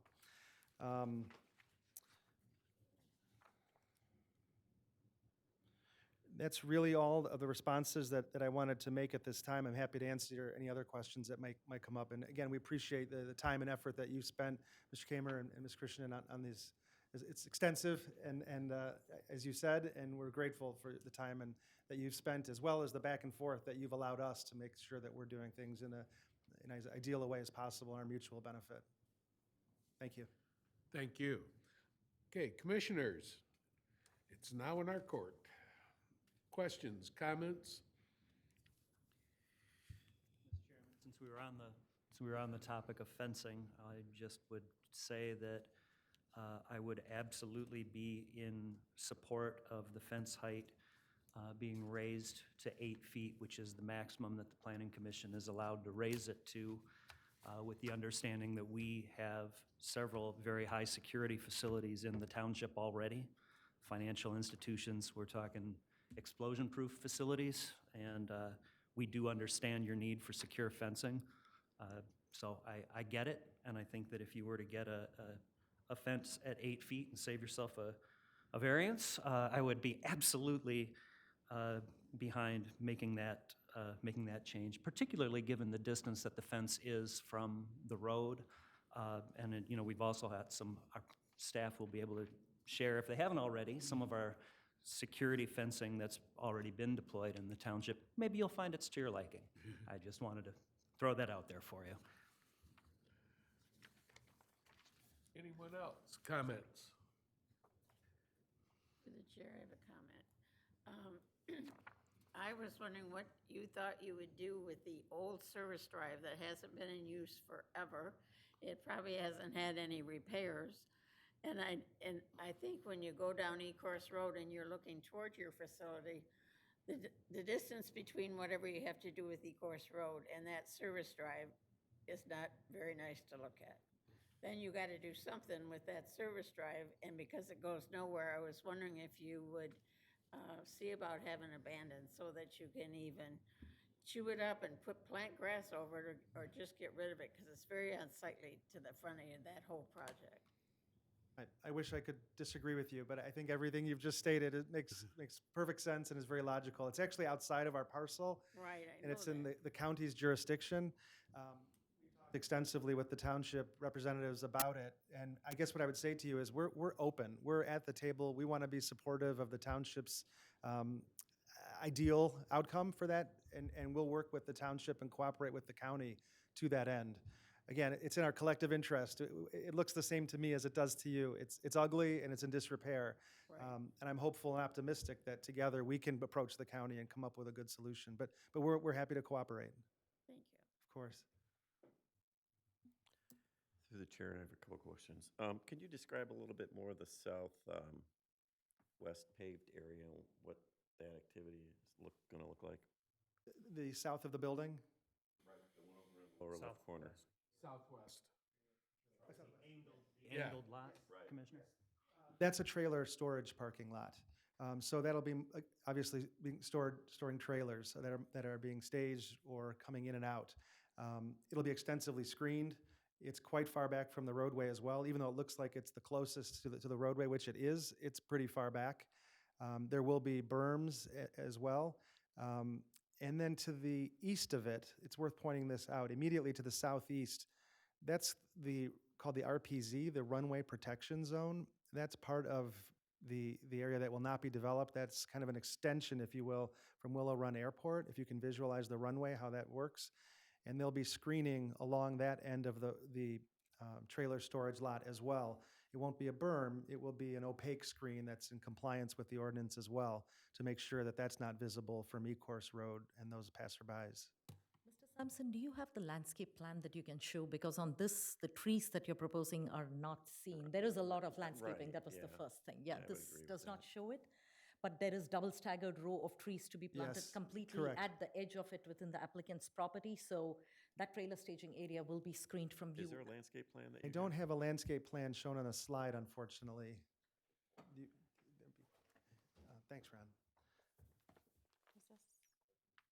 Okay. While he's pulling up the plan, I can tell you, as Ms. Christian said, there are double rows, there's deciduous trees, there's evergreen trees. It's quite extensive. Well, actually, thumb drive will fit in there. Right here. That's the townships.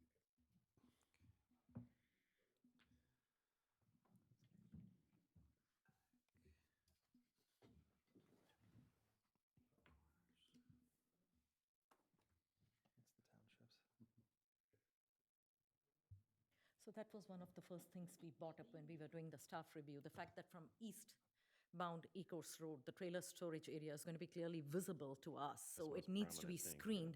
So I think the applicant did take that into account with the fence. There's not only going to be a fence, there's going to be double staggered row of evergreens, and those trailers are going to be hidden from view. When you say fence, what is the fence? It is going to be a decorative fence because it's visible from the public rights of way. It's going to be at the edge of, oh, it disappeared. Southeast edge of the angle. Is it, how opaque is it? It's a decorative fence. We don't like opaque fences seen from public rights of way. It gives a blocked-in look, so it's a decorative fence with landscaping on the inside of it.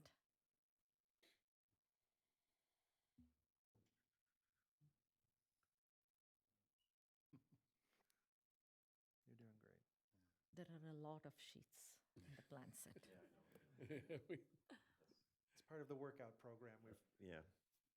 There you go. There it is.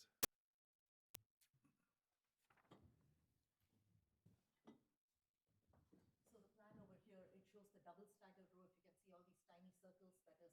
Making it bigger. Really large trees? Well, they look like tiny dots over here. They are actually say, it's full-size pretty trees extensive, that are in double staggered rows. Okay. On the Also, scale there- of this, it looks like a minuscule little Right. thing, but it is actually there.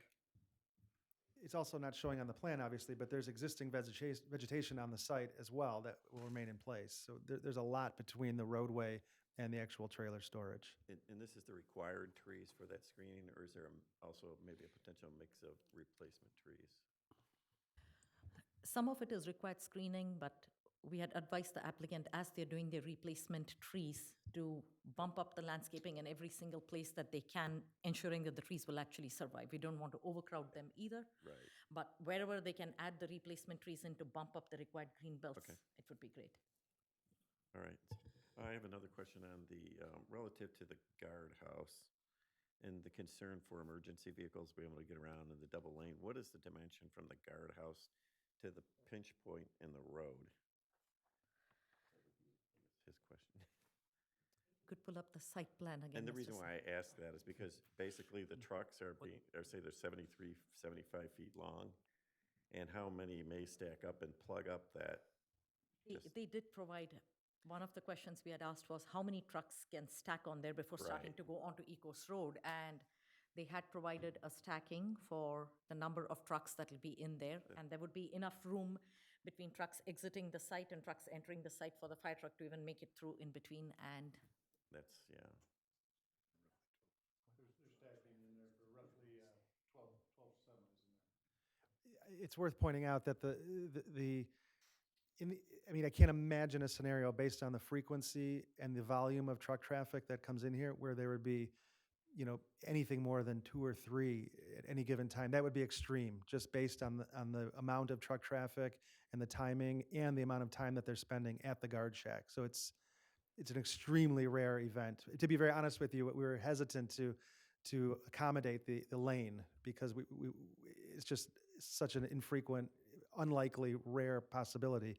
But obviously, from a life safety standpoint, nobody's going to You play. know how that works, right? Nobody's going to play games when it comes to life safety. And it just happens to happen when you don't expect it to. 100%, Okay. 100%. No, so I understand. I appreciate that, thanks. You already checked on the fence, and I would agree with the fence, going to the 8 feet's fine. If you're looking to go any higher, you'd have to go to the ZBA. So I don't know if you're gonna try the ZBA, you already mentioned Our that. plan is to Okay. go to the ZBA, not to be, contrarians, but there's a corporate standard that we're trying to maintain globally. Originally was proposed for a fence with barbed wire, which the township made very clear that was not desirable. We're trying to come up with a reasonable accommodation. One thing I think I can throw out there as well is that the plan as well is to remove the existing fence with barbed wire that is around the perimeter of the site. So overall, I think it's a win-win. So I appreciate your feedback. Discouraged barbed wire from day one. Of course. Yes, we were mocked, And- actually, And I think. if it's close to the building, actually, the building's gonna, because of the height of the building anyway, it's gonna be more prominent than any type of dark fence. Again, I'll reiterate, it's black, it's very far back. I would be shocked if you would see it at all, frankly. Well coated. Mhm. The other thing too, could you explain the light pole situation with regard to go into the 32 feet versus the ordinance of 25? For light pole? The higher light poles will allow for fewer light poles. And really, it's because of the nature of the site, the large scale of the site, you just need the coverage to make the foot candles, just from a safety standpoint, for circulation as There's no well. issue with that? No, okay, good. Yeah, being so far back anyway, it probably will look a lot smaller. Feet 9 inches, having 32.5-foot light poles would reduce the number of poles and would give them enough coverage within their parking and right. their circulation areas rather than have way more poles. Yeah. Mr. Chairman, I'd comment that on a site of this scale, we typically do grant the higher standard for a light pole.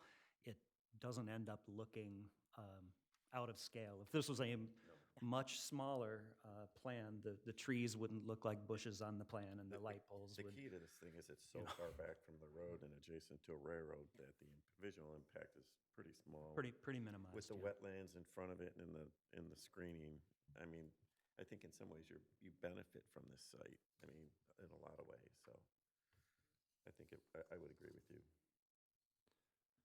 I think I would agree with those comments on both of that. I mean, we've done it before for safety reasons, and, you're far enough back, you need to be protected too. And I guess along with that comment, I guess I would like to thank you for the meeting that you did have for the residents in that area, because I had a lady come in who was at that meeting, and she came into my office and she wanted us to know, and I said, well, it was your doing.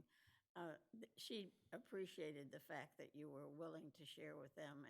And the biggest concern most of them had is, what were they going to see? What were they going to see from where they lived? And I think they were pretty sure they weren't going to see a whole heck of a lot of everything. It was a big building, but it was set back with a lot of landscaping. Appreciate you saying that. We thought the meeting was very productive. It was really nice to meet a lot of these folks who had concerns, who had interests, who wanted to learn more. And we appreciated the opportunity to have the floor and to really have that dialogue and alleviate some of those concerns and comfort folks. Thank you. We appreciate it too, because I'm sure it took a lot off of our shoulders so that they were talking to who was going to do it. When we show up, we want you to be pleased. We don't want you to dread it. We want to bring good things to your community. And Very well. So, a couple of other items. I would agree, because it's a commission consideration, I would agree with the reductions in vehicle parking. I think we should accept that. Anytime you can not have additional hard asphalt, the better for the site. I would also agree with the determination of the screening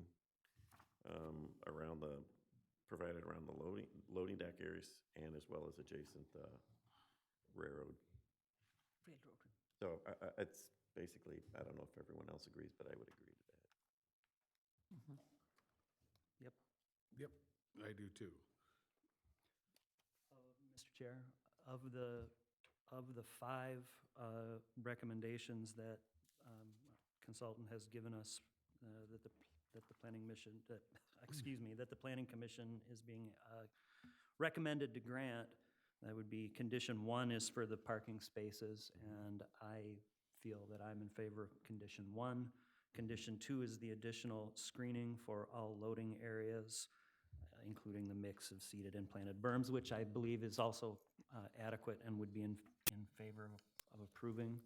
The third condition was the approval of deviation from screening standards along the railroad and north property line. Yeah, I don't know how the rest of the commission feels, but I feel that's a reasonable request. I also feel that as said, the light pole height increase in .4, very reasonable. In .5, I don't have a strong feeling about the proposed building materials and colors because this isn't in our Belleville Road Overlay District anyway. And I don't. But they didn't talk about it. And they didn't talk about it. So, but I don't have a strong feeling about it because it isn't regulated, except that it needs to be. I think it needs to look reasonable. But I'm okay with all 5 of those points. If the rest of the planning commission is, then The fence going up to 8 feet, we would agree to that, but they're gonna go for the ZBA one, so that's an additional one. I only have one question about the materials. I mean, painted concrete, the maintenance of the paint on the concrete, because over time it does have a tendency to deteriorate and peel, so I would imagine that the ordinance says they have to upkeep that. With the millions they're investing in this facility, I think they would actually like to keep the building looking good. So, but that would be so part of that's our that's a question. enforcement. Yep, certainly. I would say absolutely. And Okay. and again, this is not, Joe's Auto Parts. This is Stellantis Mopar. There's a But I bring it global up. corporate image to maintain, and I can assure you they're as interested as you are in maintaining that image. Okay, thank you. Mr. Chairman, I do want to talk more about the sidewalks, though. Yes. You knew I wanted to. Yep. So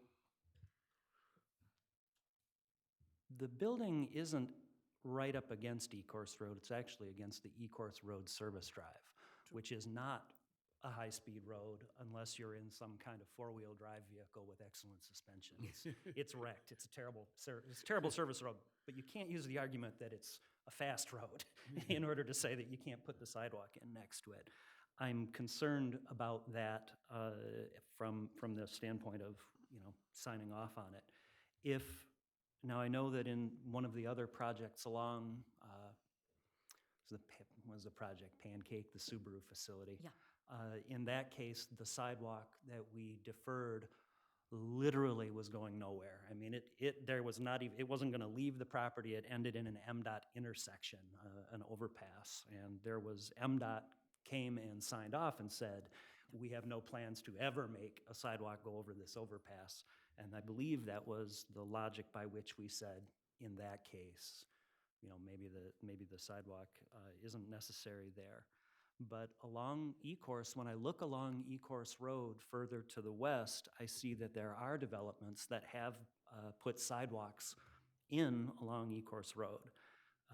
And of course, there are a lot of them that don't have a sidewalk because, that's just how development works. But it would appear that the township has probably required sidewalks to go in, or if we didn't require it, those other parcels found that they were able to be compliant with the ordinance and put in the required sidewalk. I understand the logic about not wanting to have a sidewalk next to a very fast road. Ecorse Road, it's fast. Not the service drive, but Ecorse Road itself is a very fast road, and I can understand that logic. If MDOT or the county, the road commission, during their analysis of how this intersection needs to be modified, were to weigh in on their future intention regarding sidewalks along Ecorse Road, I think that would go a long way toward alleviating any of the township's concerns about there being a sidewalk there, and may help facilitate there possibly not being a sidewalk there, which is, according to the ordinance, is required. It does look like as our consultant pointed out, the sidewalk is also required along Beck Road. I understand that right now it doesn't go anywhere. But like we say, every time we have the sidewalk conversation, eventually it will go somewhere. Eventually the neighboring parcel, although it is currently owned by Aerotropolis, I believe the current people that own this property, they may, no? It's different? Oh, thanks. That's okay. Thanks. We look at the form and the function, not so much the ownership. The point I was trying to make, Sorry. Mr. Chairman, was that You know, just because there's nothing on the adjoining parcel now to walk to, doesn't mean that in the future there won't be something there to walk to. It doesn't mean that Beck Road will never be paved. And we have had a long, let's say, we made it our practice of requiring the sidewalks to go in where they're required. I can understand why a deferral might be considered in this case. I would want to see from staff the details of what a deferral plan would look like. Under what conditions would that sidewalk need to be put in? How much of a bond that would require? Because it looks to me like a sidewalk is required on Beck Road, which is still a public thoroughfare. It's not a very high-speed public thoroughfare, but it is one. And that's the ordinance. So if staff could, in time for the next review meetings, this is preliminary, there'll be another one. If we could have some more information on the plan regarding Ecorse Road Service Drive and the intersection, your truck intersection, and a plan for potentially deferring the sidewalks along Beck Road, what that might look like, I would feel a lot more comfortable in making a determination about the fate of the sidewalks, if that makes sense, Mr. Chair. And I don't think I have any other comments, except to say that it's a nice plan. I like the location of the building. I think it fits in well in that area. I really hope the project is successful. We'll get through the last little details before the little details, like dealing with the traffic flow, the things that the county has to work with. But I am looking forward to you guys getting this development moving on. I want to do everything we can do to hurry it up and facilitate it. At the same time, we want to do it right according to our local ordinances and do what's right for our community. Thank you. Thanks, Mr. Chairman. I just have one comment, and just from a commission discussion standpoint, I would encourage,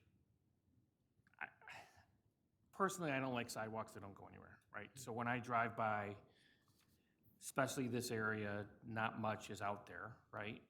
I mean, nothing against Commissioner Jar, but I mean, putting a sidewalk on Beck Road, I mean, that just doesn't make much sense besides just doing it, because I think the comment from staff was if they decided to pave Beck Road, they dig it up, right? So we're gonna put it there to dig it up. So, and then along Ecorse, I think part of the discussion was having the applicant go to the county and MDOT to see if they can get that service drive gone, right? So if they remove the service drive, then it abuts up against that high-speed road. So I'm very comfortable as long as staff can guide us on, that process that you asked for with the current sidewalk plan.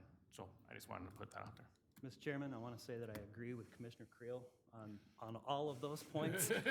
Absolutely, I'm with you. I understand. I'm with you on all of that, 100%. My only comment is that if we don't require the sidewalk, the reason it's an ordinance is because nobody wants to build the first sidewalk. Nobody wants to build a sidewalk to nowhere. Sidewalks to nowhere are terrible, except that they aren't always to nowhere. Adequate justification for providing a direction so that you're not setting a precedent for deviating without rules. There you go. We've had Makes this sense. conversation on this board before. Agree? I mean, or would there be, I think he was asking also that maybe a potential plan for deferral in the future that's Yes. based on some of this. Because to talk about the sidewalk in general, then it's not just for walking from business to a store. It's for people on bicycles that want to travel farther than just a couple of blocks. And you really don't want to drive a bicycle on And Ecorse you Road. can't do that Or the around service here. road. Because I see people on bicycles driving down areas, Tyler Road, the service drive along 94. It's very dangerous. I mean, they get close to the road. We would work with Director Akers and with the applicant and Wayne County, of course, to get them into the equation to figure out, with regard to Beck Road, what would a deferment look like and what the terms would be, and with regard to Ecorse, what are Wayne County's long-term plans with regard to that service drive and whether sidewalk is in their horizon. Ron, you had something to add? Well, So Wayne County has a master plan for all of their roads, and so they have a designation as far as what right-of-way width is gonna be and what number of lanes. I'm gonna have to verify it, because I think Beck Road is master planned to be a 5-lane road, so that's a 120-foot right-of-way. So when they do build it, you know, the road will expand horizontally. And then we can, of course, talk with them about E-course road and provide rationale. That's something we can do. Mr. Chairman, it could be that, that the county has a different plan for that service road and Yeah. E-course road. They might have that on their plan, and installation of a sidewalk along E-course road might have the same problem as installation of a sidewalk along Beck. If the road changes, you know, the service road comes out, the easement changes. All we need, oh, I feel that, maybe the commission doesn't agree with me. All I need would be some justification from the county to know what the plan is with regard to the future of those roads, and from staff, what the plan would be regarding a potential deferral if we were to go that route. With that. Yeah. Similarly, like if it's in the master plan, what's the future use going to be for the parcel between Ecorse and Van Born, but between Beck and Belleville Road? Again, if we're going to put in another industrial use or something where it's more of warehousing, I don't know if we need a sidewalk again. And I completely hear you. You know, we don't want to set precedent here that just because it's in one particular area or whatever, I hear you. But again, I want to be,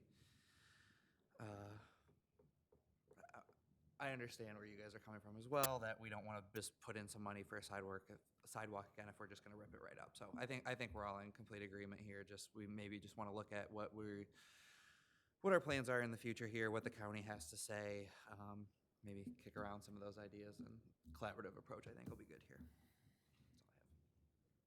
have. Okay. Anyone else? I have a couple quick questions. The employee entrance, is there going to be some sort of, you're worried about security around the whole facility. Is there some sort of security going to be at the employee entrance? The employees will have cards, it'll be gated. Okay. I was just curious. We're going with the guardhouse. It's a good question. Yes. It's a secure site. Okay. And then the second one, the water tower that's going to be there, is that tower going to be fed with potable water so that, Yeah, it's just for the fire loop. It's so that they can maintain the pressure that they need to pressurize their fire loop. But yeah, it's fed by the township water. okay, just curious. But I don't have anything else. Anybody? Okay, with that in mind, do we have any comments from the public? Any comments from the public? Public comments? Seeing none, I would entertain an action on this item. Good one. All right, through the chair. I'd like to make a motion to request preliminary site plan approval to the applicant HIP Enterprises LLC on behalf of the owner, Wayne County Airport Authority, to construct a 2,111,200 square foot warehouse building, also known as a truck terminal, I guess, located on the north side of Ecorse Road, south of Van Born Road, east of Denton, and west of Beck Road, and subject to the letter from McKenna dated June 3rd, 2025, the Fishbeck letter dated June 4th, 2025, the Van Buren Township Fire Department letter dated June 2nd, 2025, and to note that the Planning Commission has accepted in the McKenna letter, item 1, to reduce, the acceptance to reduce parking requirement of 799 vehicle parking spaces. Also, number 2, the approval of screening provided for all loading areas, as noted in the letter. also the approval of deviation from screening standards along the railroad and north of the property, as noted in the letter. Also, the increase of the light poles on the site from 25 feet to 32.5 feet. At this point in time, we've approved and agree on the building materials. That's number 5, and we will accept also the fence height going from 6 to 8 feet, noting that the applicant will, though, go before the ZBA. And lastly, unless somebody adds something, the sidewalk, asking that we have clarity on how the future may affect the current sidewalk requirements, as well as potentially how that may be deferred. Chairman, I'd support that motion. We have a motion by Commissioner Grant and supported by Commissioner Jar. Do we have any discussion on the motion? Seeing none, roll call vote, please. Creel, Yes. Bernie Grant, Yes. Sherry Budd, Yes. Jackson Paul, Yes. Jeff Jar, Yes. Brian Cullen. You have your preliminary site plan approval, folks, and we're really looking forward to the breaking of ground out there. It'll be nice to see that plot of land turned into something nice, since it's been laying fallow for 30 years, 40, 35 years or so. Thank you. Thank you very much. We appreciate your support and all of the work that went into it. Thank you kindly. Thank you. Now, moving ahead. Ms. Krishna, you ready again? We have gas station, item number 3, gas station zoning ordinance. Article 5, development standards for specific uses, section 5.144, gasoline or automobile filling stations. First up, presentation by staff. Thank you, Mr. Chairman. Oh, Mr. Akers is walking out. I'll be right back. Yeah. I almost suggested we should let the room clear for a minute, Oh, Mr. Chairman, but Before I turn it over, I do want to make one clarification. You call Ecorse Road M14. It runs parallel to M14. That's actually M17, I believe. Are we once again in the hexagon, pentagon thing? I apologize if I got my, 14 Michigan Avenue. No, that's US 12. 12.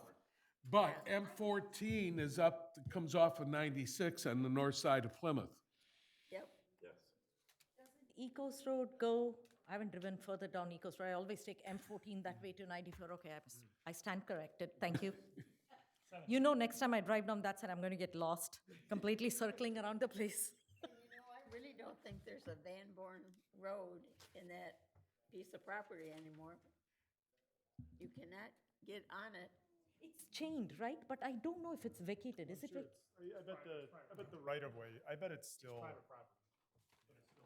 think it still has like the street name sign at it. It still has a sign there. Off but of Belleville Road? Yeah.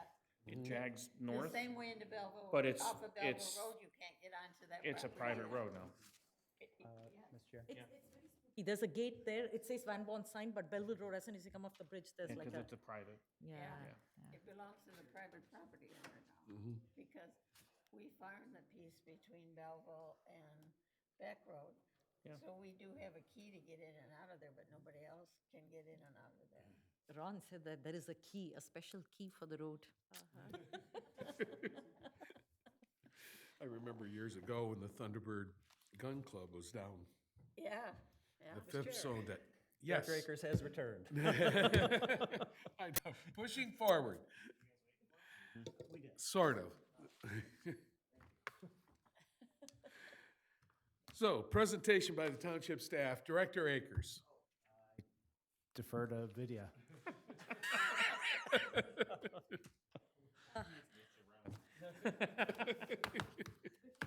Commission tonight is an amendment to our gasoline filling stations ordinance, and this came about because of just for a brief recap, the amount of gas station applications we were receiving, and especially we were getting multiple at the same intersection, it seemed like a proliferation of too many gas stations. So the Planning Commission wanted to put in a separation distance between these gas stations to prevent them coming up at every street corner.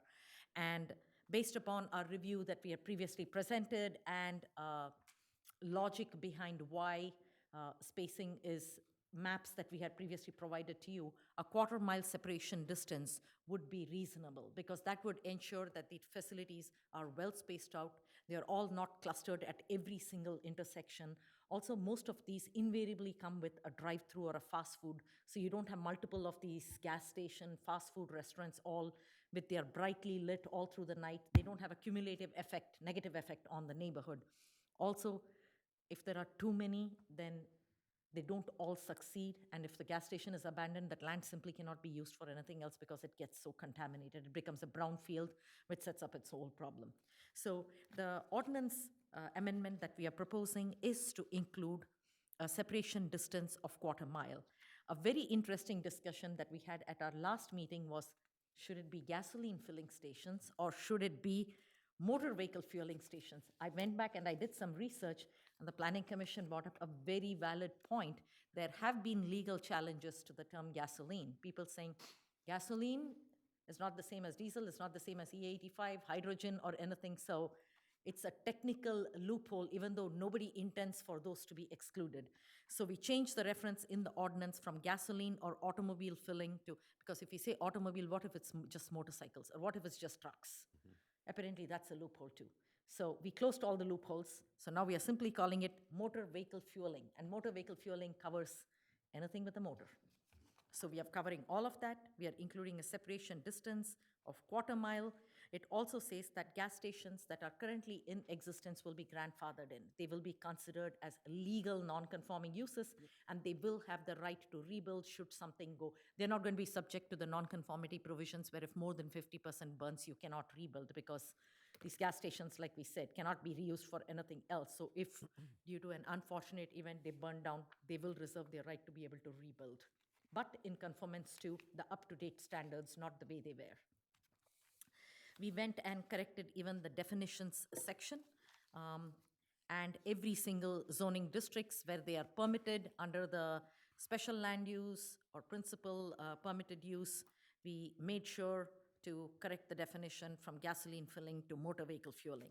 So at this point of time, this ordinance is before you for making a recommendation to Township Board of Trustees before your moratorium expires on June 21st.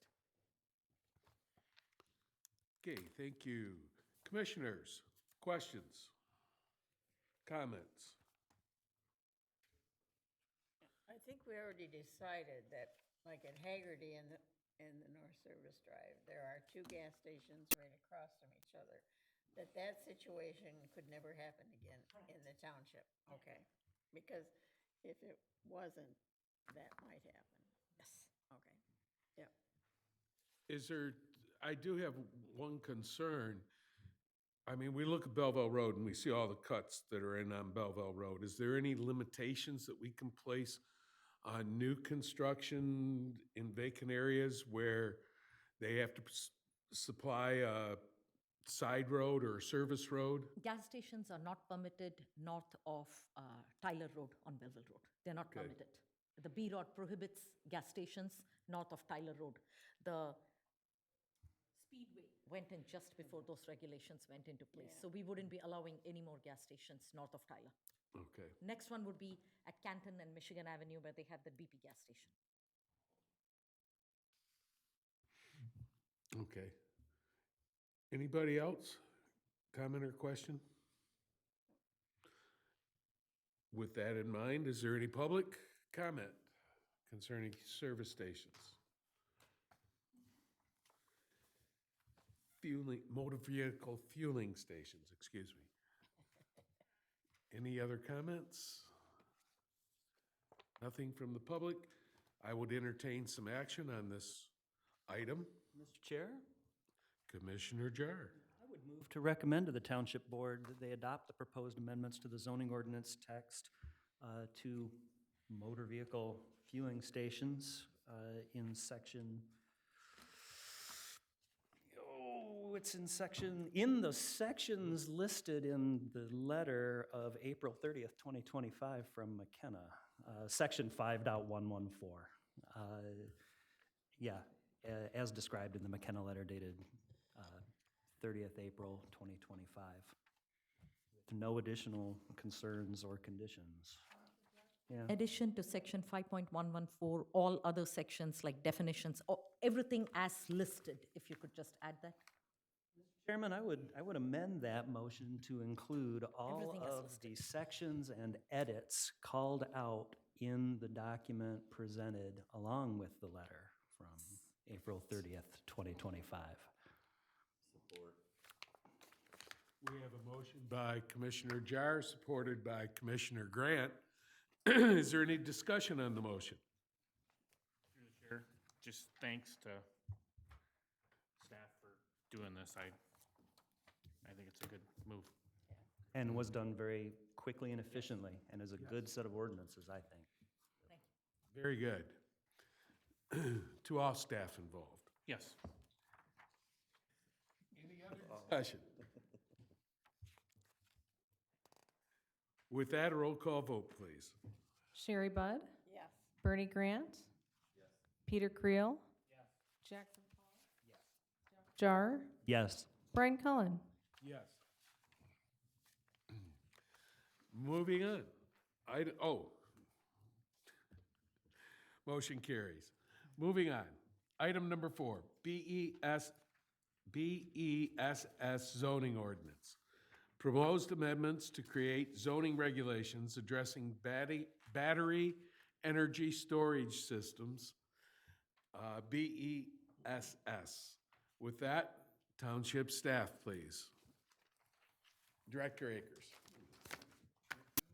Defer to Vidya. Thank you, Ron. Good evening, Planning Commission. You have seen the draft of this ordinance multiple times, and every time we have tweaked it, added some more in. The last version you had before you clearly specified that there would be 3 types of BESS: small offsite BESS, medium offsite BESS, and large offsite BESS. And in addition to these offsites, there'll be on-site BESS systems also. And on-site BESS systems are basically accessory uses, single-family residential uses where you have those battery charging packs, and those will be permitted in all zoning districts. Now, small, medium, and large off-site BESS will be permitted only in the M1 and M2 district, which is our light industrial and general industrial districts. Small off-site BESS will be permitted as a principal permitted use. Medium and large will be special land uses. After our discussion last time, the most significant discussion was noise. What happens if one BESS unit is there? We had previously had it in our ordinance that the noise level will be measured at the wall of the nearest residence. The Planning Commission raised a very valid question that if the site, the BESS site when it's built, is compliant with the ordinance, and suddenly somebody builds a house in the intervening distance between them and the nearest house, now the site is out of compliance because the noise volume is a lot louder at this house that is a lot closer. So based upon that, we changed the ordinance to say that the noise will be measured at the facilities property line, not at the receiving properties line, at the facilities line. We dropped it from 60 to 55 dBA, and we also noted that the noise limitations over here will supersede our noise ordinance, which is a lot more liberal.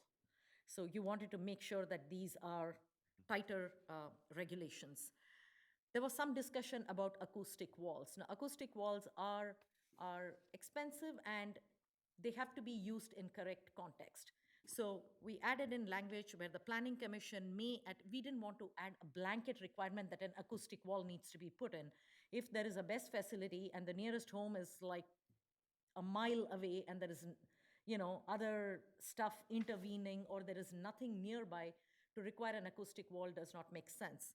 So the Planning Commission, at its discretion, can determine whether an acoustic wall is needed along property lines which abut residential parcels, or in making such a determination, you will first review whether the existing vegetation, the proposed landscaping, we have very robust landscaping requirements already for screening. So whether the existing landscaping, proposed landscaping, the fence they're proposing, Does that all help mitigate it? If in addition to that you believe it's not adequate, you can have one or more of these substituted with an acoustic wall. So that flexibility is available. It's not going to be mandatory. The Planning Commission can decide if you want it based upon the location of the facility itself. We also added in language, it's a shipping storage container, so there's not really anything architecturally. The only thing we can expect is to be painted some neutral color so it's not stark white, which will be visible. So maybe it can be painted green, brown, or other neutral tones so it blends in better with the landscaping in front of it. So in the process of writing this ordinance, we received a lot of help from Sam. I'm not going to mess up your last name. Casano. Sam is from a battery energy storage system company. So a lot of this is new technology, which it's not very well known yet. And there is a learning curve in trying to figure out what regulations work and what regulations don't. And we have seen regulations in some communities that are written, but they're practically not applicable. When you actually look at them, you're like, okay, on paper, this looks good, but it's not practically applicable. So in the process of discussion, of course, we made some of these requirements more stringent than they would expect to have, but we reiterated that this ordinance is not being written for any one facility or any one. This is being written for the township as a whole, for all facilities, with the understanding that they can be in any M1 or M2. But it helped to have the information with regarding what kind of noise can be generated, whether these units can be stacked or not. What is the base? Is it gravel? What kind of security measures are taken? It helped us understand this whole system better as we were drafting this ordinance to get some perspective from the industry itself. So the ordinance is before you tonight to recommend to the Township Board of Trustees. This, I believe, is the 4th time it's coming before you, each time tweaked to make it a better ordinance. We believe it's in good shape at this time. If you would like to hear something else from an industry expert itself, it's up to the Planning Commission. I'm satisfied. I have a question. Yes. We just told somebody we don't allow barbed wire fencing, but now we're telling somebody they can put it up. It says barbed wire fencing shall be subject to approval by the Planning Commission if deemed necessary, but we don't allow barbed wire fencing. The ordinance allows the Planning Commission flexibility. In some cases, we have never recommended approval of it. I'm happy to take it out of here. This was there in the original iteration. I did not notice that I still had it left over in there, but yes. We just told them they couldn't have barbed wire fencing. They wanted to have barbed wire. The zoning ordinance, in some situations, does allow Planning Commission the flexibility. We told them we did not want it. We didn't tell them the ordinance does not allow it. We told them we did not want barbed wire fencing in the township, especially since the area of the fencing would be around the trailer storage areas that are visible from Ecos Road and along the sides. They chose to remove all the barbed wire in the back of the property on their own. They said, while we are at it, we'll just remove all of the barbed wire. So for this, you could just take it out of this one, because it's covered somewhere else. Anyway. Yes. Yep. Yes, it is I would covered, we can remove it. We did tell them in the beginning, their original plan that came before us did have barbed wire, and we told them that's not something the township, because we remember the discussion of the DTE's ASOC facility. At the time, they wanted barbed wire, and then they got rid of the barbed wire, and they came up with a very nice fence design that met their security. Their security in charge appeared before the Planning Commission and explained the fence design, and it met their security standards. So that's when, after that, consistently, we have said, fence height and design of the fence can be a deterrent rather than barbed wire. Barbed wire was the old way of doing it because barbed wire was typically placed right on top of a chain link fence. With decorative ornamental fences, there is enough design on the top to make it impossible to climb over. So I will remove that. Thank you for catching that. I should remove it from here. Through the chair, looks like our expert over there. Sure. Need you at the podium, and we're on record, so, and introduce yourself, please. Hi, everyone. Sam Casano. I represent RWE. We are a utility-scale developer of energy projects across the country. I'm working specifically leading this battery storage project located on Rawsonville and Bemis. I wanted to touch on the barbed wire fencing part, whereas it's not our preference to use barbed wire fencing, but it might be a requirement as per FERC. It would be like a federal regulatory body who would come and say, hey, around the energy infrastructure where we're tapping into high voltage transmission lines, there would be barbed wire fencing required, not by the local ordinance, but by like a federal agency would require that. So I just wanted to flag that. If it says that it's not a usable material, we may be required by a federal body to use that But you could still do barbed wire that. fencing. But we would supplement it with I know the aluminum fencing that we talked about that is used at the police station right around the corner, and then screening as well, to make sure it'd be out of sight. We may be able to just have to comply with some other regulation that's federal, so this would come out anyway. Remove the last line, but anytime there is a compliance required with a federal or a state regulatory agency, we do defer to them. It's no different with Eagle or EPA or anything. If EPA has got a requirement, we have to get our facility to comply. I was gonna say, that's why you probably need to take it out, because if we have it there still, and the federal government says you have to have it, then we don't have a choice. Yeah, I'll remove that line, but we would still prefer you not to use it unless you can provide proof that you are required by a regulatory agency to have it. Right, exactly. It's not going to be a decorative fencing. It's going to be something that's required. What is the noise level of those? It's very technology specific. So once we'd lock in a vendor, we'd be able to model the noise. But as part of the studies and stuff that we do, we're actually modeling the noise from exactly where we've planted that site. I think the 60 or 55 decibel that's in the current draft is something that's workable at the property line. Property line's the key. Yeah, so I think it's somewhere around there. Property line's key. Okay, Clarification for the Planning Commission, the applicant mentioned the property they're looking at. It is at the southwest tip of the township. It's a small M1 zoned parcel on the extreme southwest corner of the township. It's got water but no sewer. Am I right, Ron? Not Correct, yes. It does have water, has no sanitary sewer. It's an M1 zoned parcel. It's unusual to have M1 in that portion of the township because it's got no access to any major roads or, it's just always been M1.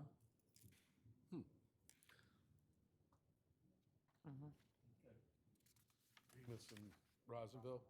Yeah. Station there. I believe DT owns it. It's right on the corner. I think it's right on Bemis there, next to a contracting business, and then we'd be on the actual corner of Rossonville and Bemis, that parcel there. Substation's in Ipsy Township, I think. Is it? Okay.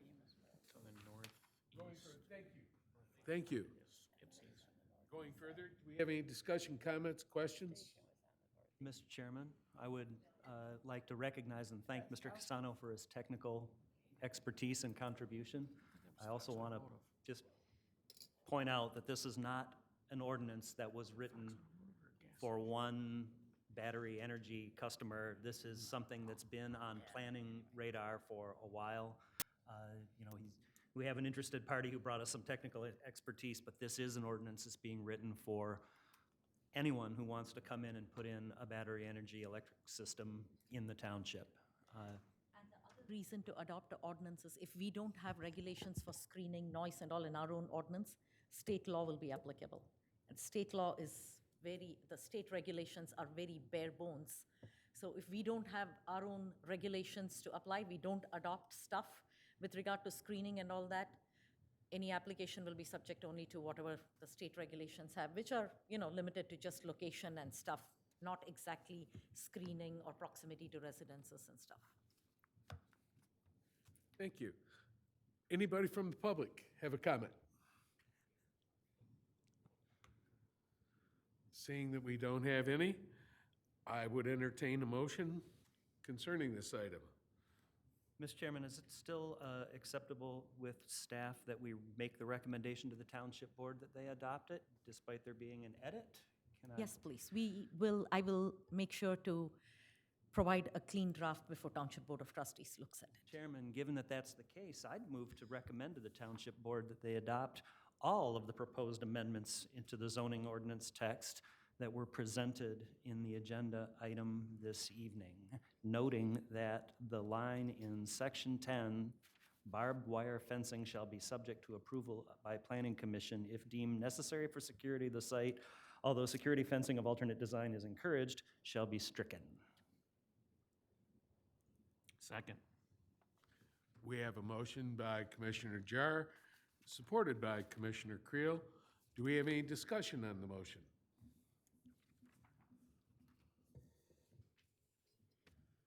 Seeing none, we'll have a roll call vote, please. Bernie Grant, Yes. Sherry Budd, Yes. Peter Creel, Jackson Paul, Jeff Jar, Yes. Brian Cullen. Yes. Motion carries. It goes to the Township Board. Woo. Okay. Finally, discussion and updates. Just wanted to say thank you to everybody for the, very extensive reviews and all the work that everybody puts in on these. I know there's a lot of information to digest, so wanted to recognize it and say thank you. Couple things I just wanted to highlight. Some of them are reminders. So we are scheduled to have our joint planning commission meeting with the city of Belleville and Sumter Township on July 30th, 2025 at 5 p.m. We are going to be reserving the cafeteria at the Belleville High School. We have submitted the application to reserve it. I have not fully got the confirmation back, That's the plan. So we will, but I have a follow-up The tomorrow. COZAD room busy then? No, we're at Oh. the high school cafeteria. you Yeah. said. Yeah. But versus being there in the COZAD room? we had some complaints with using the library because the parking was a little bit further away. So we ended up going back to reserving the cafeteria. Okay. So, the planning commission meeting on July 9th, 2025, we have Chick-fil-A's final site plan approval scheduled. And it's not clear if we're gonna have items for the 6/25 planning commission meeting as of yet. We'll let everybody know as soon as possible if it's gonna be canceled. Other than that, I don't have any updates. Brittany, do you have anything? Not at this time. I do have one question. We have a moratorium on ponds at the moment, right? Yes. How long is that moratorium on before we have to act on it? That moratorium, I believe, runs until June 21st. So we're gonna be likely looking at extending it on July 1st until we get a draft ordinance put together. Okay, okay. Otherwise, I don't have anything. Anybody else? Then in that case, I believe the next item up is a motion for adjournment? Through the chair. I make a move that we adjourn the meeting. We have a motion and support for adjournment of the meeting. All in favor to signify by aye. Aye. Any opposed? Meeting adjourned.